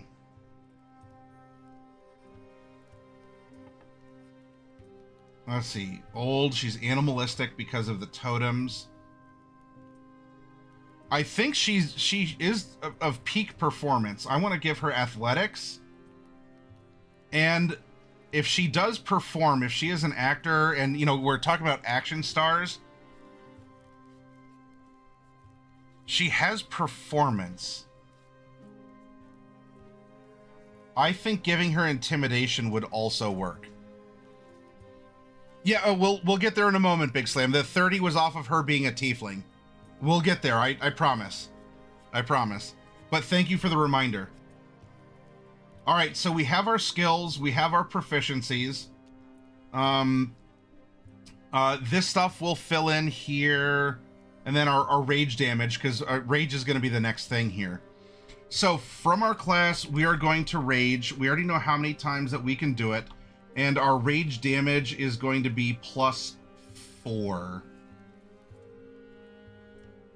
Rage, and then damage +4. There's a lot of riders on what happens during rage. I'm not reproducing that. It's on page 48 of your PHB. Buy it, read it, and there it is for you. Because this does a lot of cool stuff. I'm not dismissing it, but I don't want to write it all out. Now, unarmored defense, we can wear armor, although barbarians can just run around naked, and that's part of their defense. They're tough. So in this case, if you're not wearing any armor, your AC is 10 plus Dex plus Con. So we can lean into that if we want. And you can use a shield in that case. We do get Reckless Attack. We do get Danger Sense. Danger Sense. We'll have our Primal Path in a little bit, but we get a lot of stuff for being a barbarian. We have our ASIs. We do get extra attack.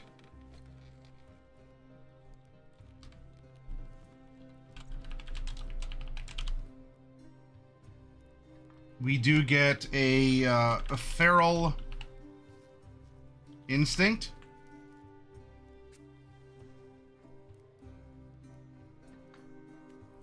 Brutal critical. And in this case, it was on the chart. Oh, no, I'm sorry. That was rage damage. Brutal critical at 13th, and then 3. Okay. As we do have this, so we're going to make sure we have that accelerated amount.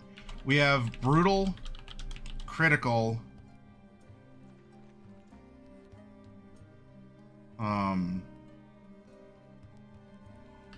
Plus 3 dice. Then we have Relentless Rage.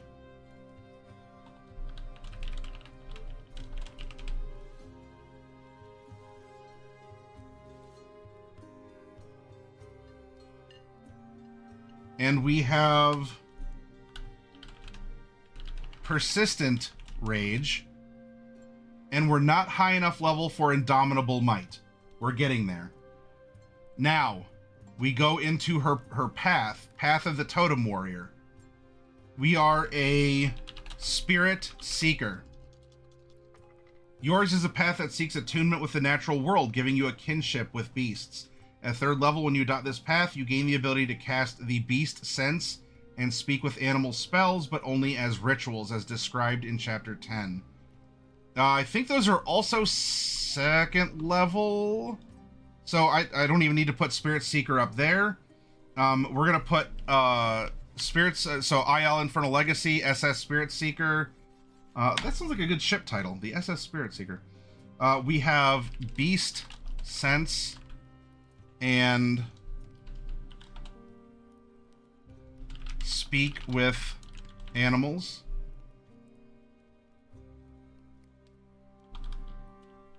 Ritual only. Ritual only. At third level, when you adopt this path, you choose a totem spirit and gain its feature. You must make or acquire a physical totem object, an amulet or similar adornment, and incorporates fur, feathers, claws, teeth, or bones of the totem animal. At your option, you also... Okay, there's that. So, your totem animal might be an animal related to those listed, but more appropriate to your homeland. For example, you could choose a hawk or a vulture in place of an eagle. So we get an option here. Let's scroll back up. We get totem spirit bear, and let's find what's appropriate to someone who's lived this long and who has done the things that she's done in the world. Okay, I think it would be a good combo. Hey, have a good night, Bel Muerte.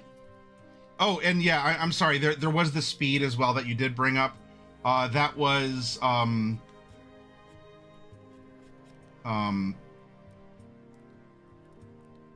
fast movement.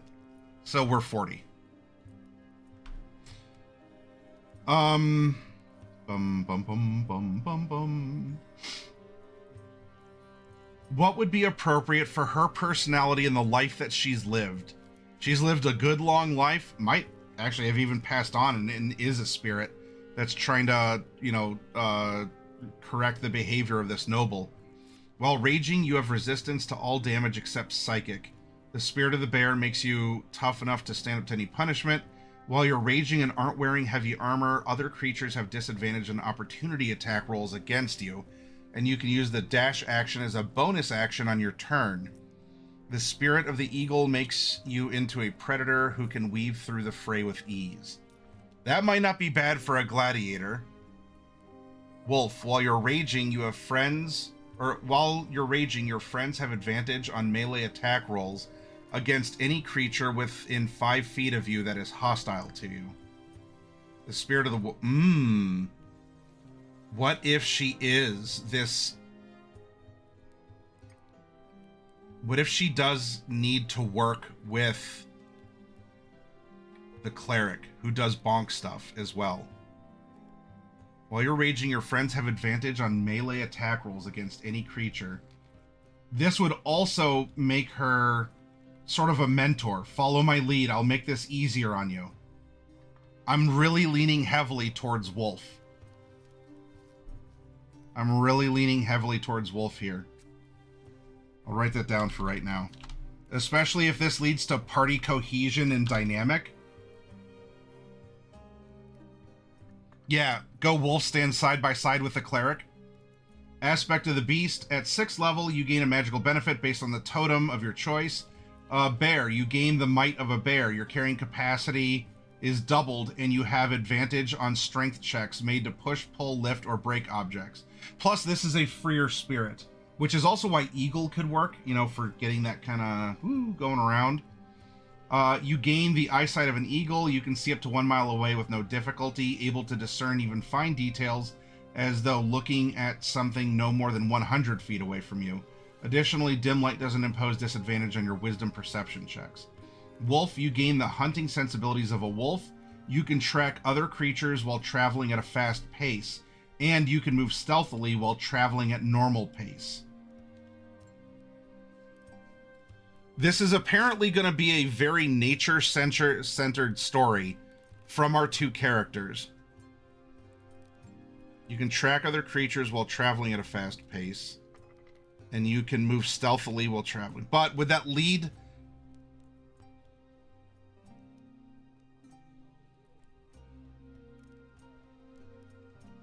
I kind of think as a gladiator, we go bear here. We go bear to give her more strength.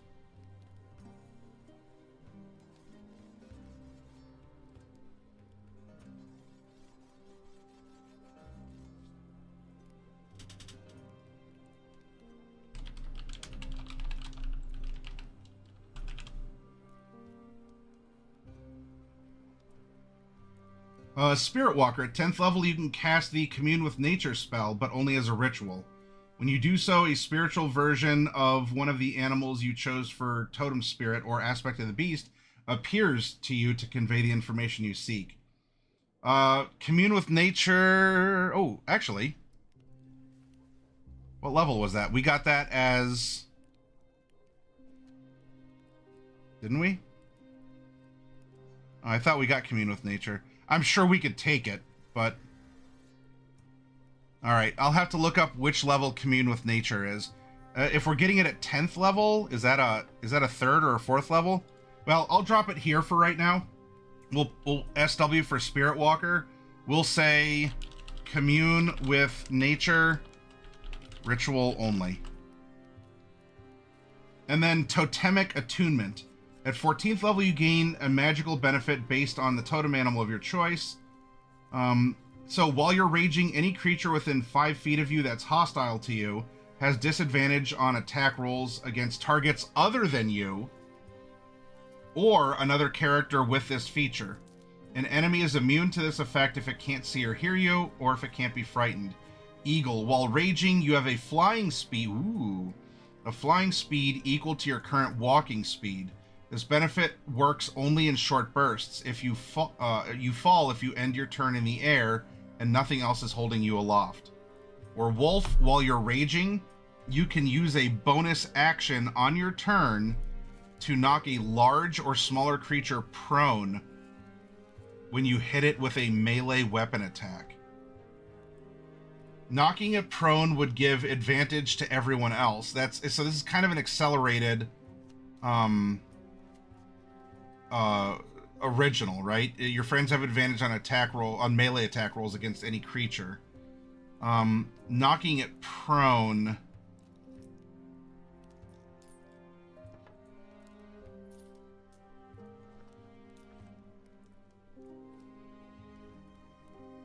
If we're already granting that from Wolf, I kind of think if we go Eagle.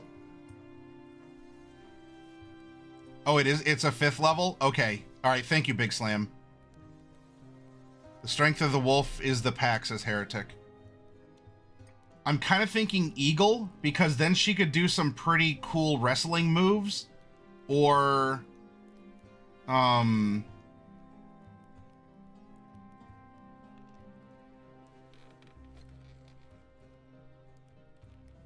And especially with our carrying, push, pull, and everything, we can do some like big old leaps. We can like go up to places, carry people. I don't know. Although Bear is kind of protective. While you're raging, any creature within 5 feet of you that's hostile to you has disadvantage on attack rolls against targets other than you.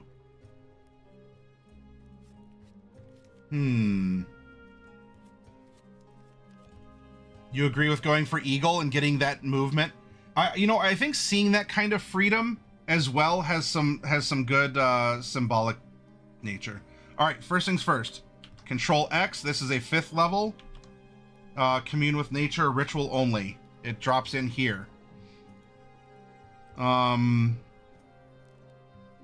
Let's scroll up.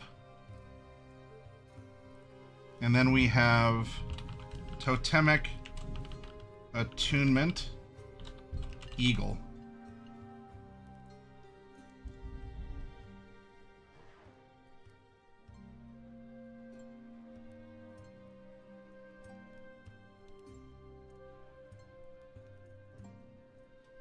Now, what's nice about raging is I believe falling damage counts as bludgeoning damage. So even if you fall, you're not taking as much falling damage because you're too angry. You're fighting gravity. Eagle would be full sweep. We'd have one of each. Yeah, that's true as well. All right, we didn't take any feats. She is au naturel. It is all her. All right. Now that we've made the chassis, let's drop the Hemi into it. In this case, it's, well, even more so of a Hemi than what it was before. Okay. We have our standard array. Remember, our personality and our stats back our personality up, not the other way around. I love a good insult, even one directed at me. I'm a hopeless romantic. I think she does need a high charisma. She's an actor. She does banter. She is kind of a spiritual guide in her own way.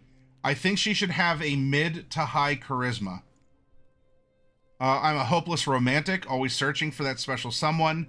I like seeing the smiles on people's faces when I perform. That's all that matters. My instrument or whatever, acting career or whatever, is my most treasured possession, and it reminds me of someone I love. Despite my best efforts, I'm unreliable to my friends.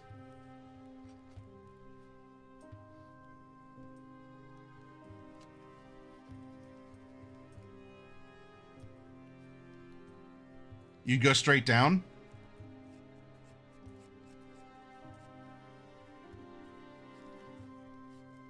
Well, with the 2 from being a tiefling, I mean, we'd have average charisma. But maybe we've had our nose broken a couple times, right? Or we're so old that how we express ourselves just, it doesn't jive with the current amphitheater audiences or something. That might be. So if you say go straight down, that's going to give us a 15, 14, 13. Although you wanted switch int in charisma. Oh yeah, so then 12, 10. I do like having a low wisdom. She is reckless. She just does her own thing. It doesn't really matter what's going on around her because she's kind of in control of herself. She doesn't have to project in the same way that the noble does. I think that we have a very good yin yang here. If we do it this way.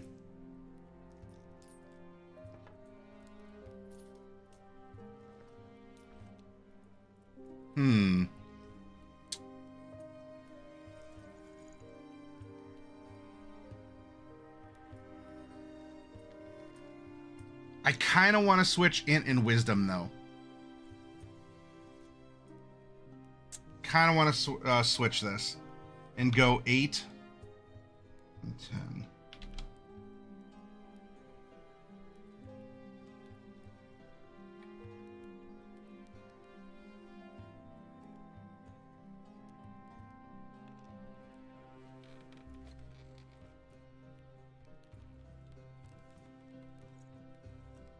Welcome back, Big Slam. So I think we go 8 int because we're getting the 1 rider anyway from being a tiefling. I think an average wisdom of 10 is going to be a little bit better. I don't mind having a wisdom of 8. We're not especially trained in any of this, so it is more just raw natural talent. Or like raw natural, gifts, not talent. Talent's you can foster.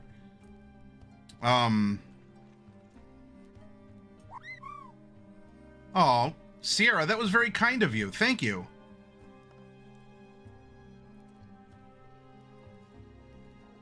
That was very nice. Thank you. And hey, Big Slam, that means you have some emotes now. So speaking of gifts, we have... Why isn't,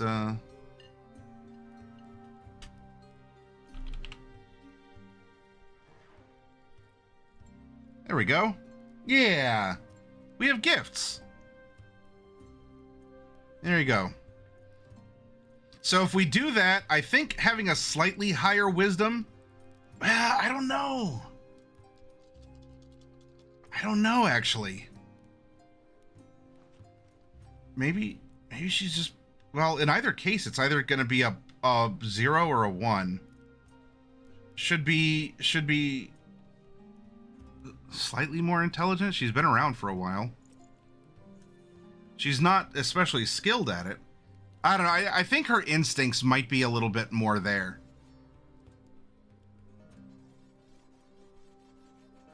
So let's stick with this. I'm willing to listen if you have something else compelling, but let's not hem and haw the whole time.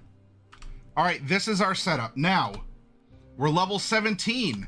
That means at level 4, 8, 12, 16, we get to add these points into our scores. What this could mean is going, let's bring strength to 16 and constitution to 14. 2 are gone. What if we also, I mean, we could almost just go,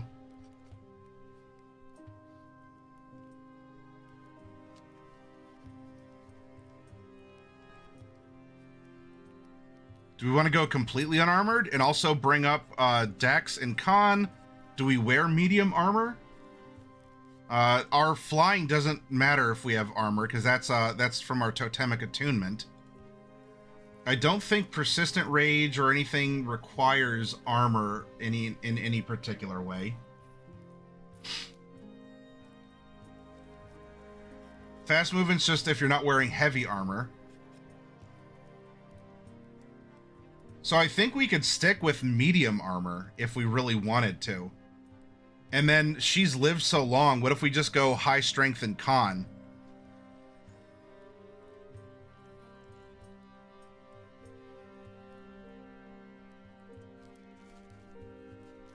So if we do this, if we go 20 strength,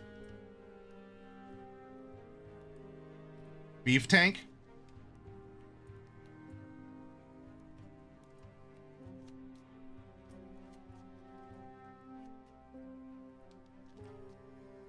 I don't know if we even need to get rid of that -1, Sierra. Like, it's okay that if she's been knocked around or maybe she didn't have any formal schooling, having a -1 in int stuff is fine.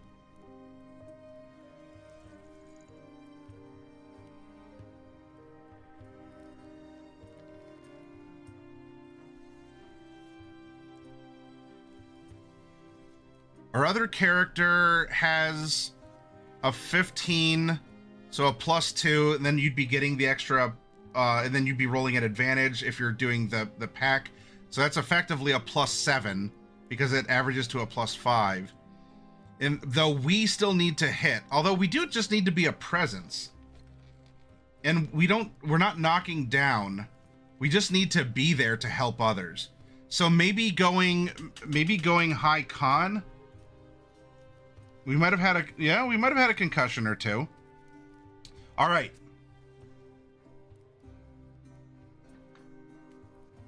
I mean, there might be magical stuff too. I'm not too worried about that.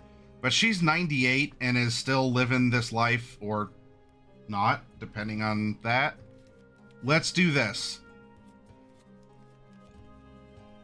We have 6 left over. She endures. She wears armor and she endures. She has a +3 to hit. She just needs to stand there and she'll provide spotting or guidance. +2, +5, -1, +0, +2. That's going to give us a +9 athletics and saving throw. That is going to give us a +2 saving throw, sleight of hand stealth, with a +8 for acrobatics. This is going to be a +14 for con saves. We're just going to copy paste this -1 all the way down the line. We're just going to copy paste this +0 all the way down the line. And then we have +2 saving throw, deception, persuasion with a +8 to intimidation and performance. That's going to give us a passive perception of 10. Armor class, if we're not wearing armor, then our armor class is actually 17, 19 with a shield, which isn't bad. and you know, depending on what medium armor we could get, that'll cap out at that +2. I'm gonna leave this blank. Maybe we have a shield, maybe we don't. Initiative is going to be at +2, and I believe we have advantage on that due to one of our, is that advantage on dexterity saving throws, edge when you dodge, no wait, something gave us,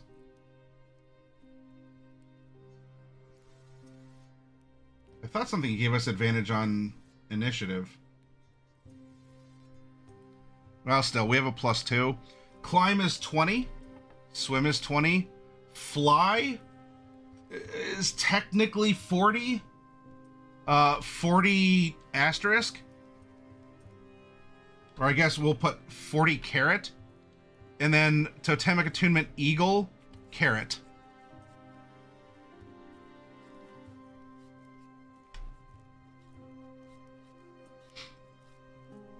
Oh, you know what? We got to look at chapter 5 real quick. Heretic Trance gave us a quasi-supernatural thing that was a part of her memory. Is this an item to which she attached her life? If she is a spirit that's passed on? Is she something like a ghost or an Auron from Final Fantasy X? Or is she just old and wizened? The nature spirit keeps her like King Boomy from Avatar? What is 88? What sort of creepy stuff did you give us, Heretic Trance? A book that tells the story of a legendary hero's rise and fall with the last chapter missing? What if she's been writing her book this whole time?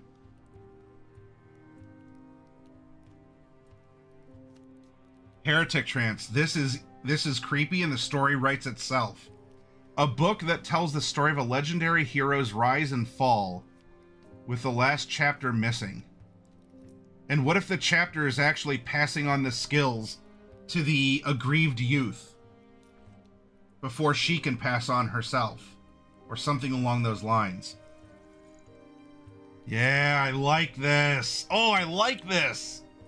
A book that tells the story of a legendary hero's rise and fall with the last chapter missing. I got a tingle up my spine. That's really good.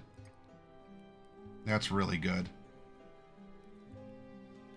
All right, well, we don't have spells or spell slots. I mean, we have cantrips and we have some rituals.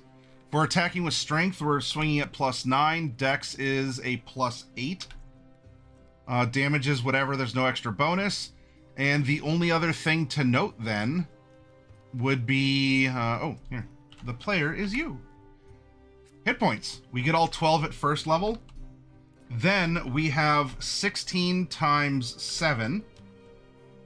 Then we get bonus hit points equal to 5 times 17.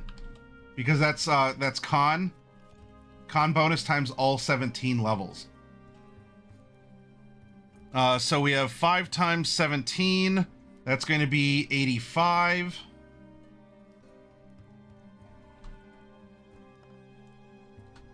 There we go. And then we have 16 times 7, and that is 112.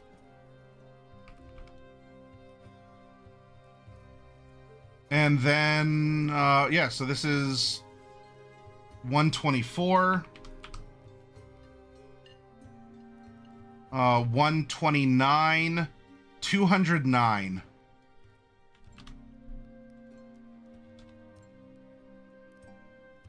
(209) hit points. Compare that to our nature cleric of 139. And this is with tough. I mean, constitution's not too huge, but that's even with tough. And so we can make decisions as this character. We can get into this character's mood and mindset. This character has abilities that aren't just hitting stuff. This helps promote party dynamics, and I'm very, very happy. I'm very, very happy at the roleplay prompts and even how the mechanics of this character turned out. It does write itself. Would you look at that? All right, 2 characters down, 2 more to go until we have a party. And then, of course, we have to do a party analysis, which is something that we'll be able to do.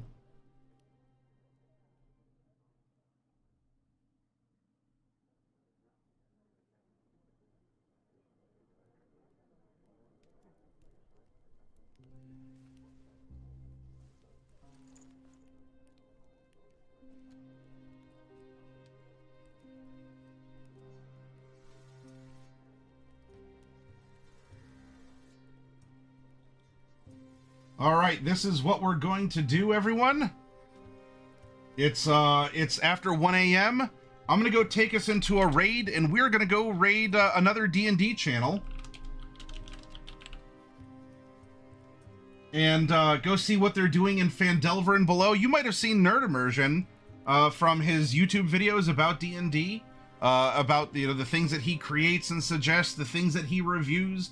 And such. He's playing with a crew here on Twitch. Let's go give him a visit, give him a look, and see how things are going here. As this is Phandelver and Below the Shattered Obelisk, number 45. Oh, they've been playing for a while now. So let's give him a look, cheer him on, get a little bit more role-playing. And I will see you around.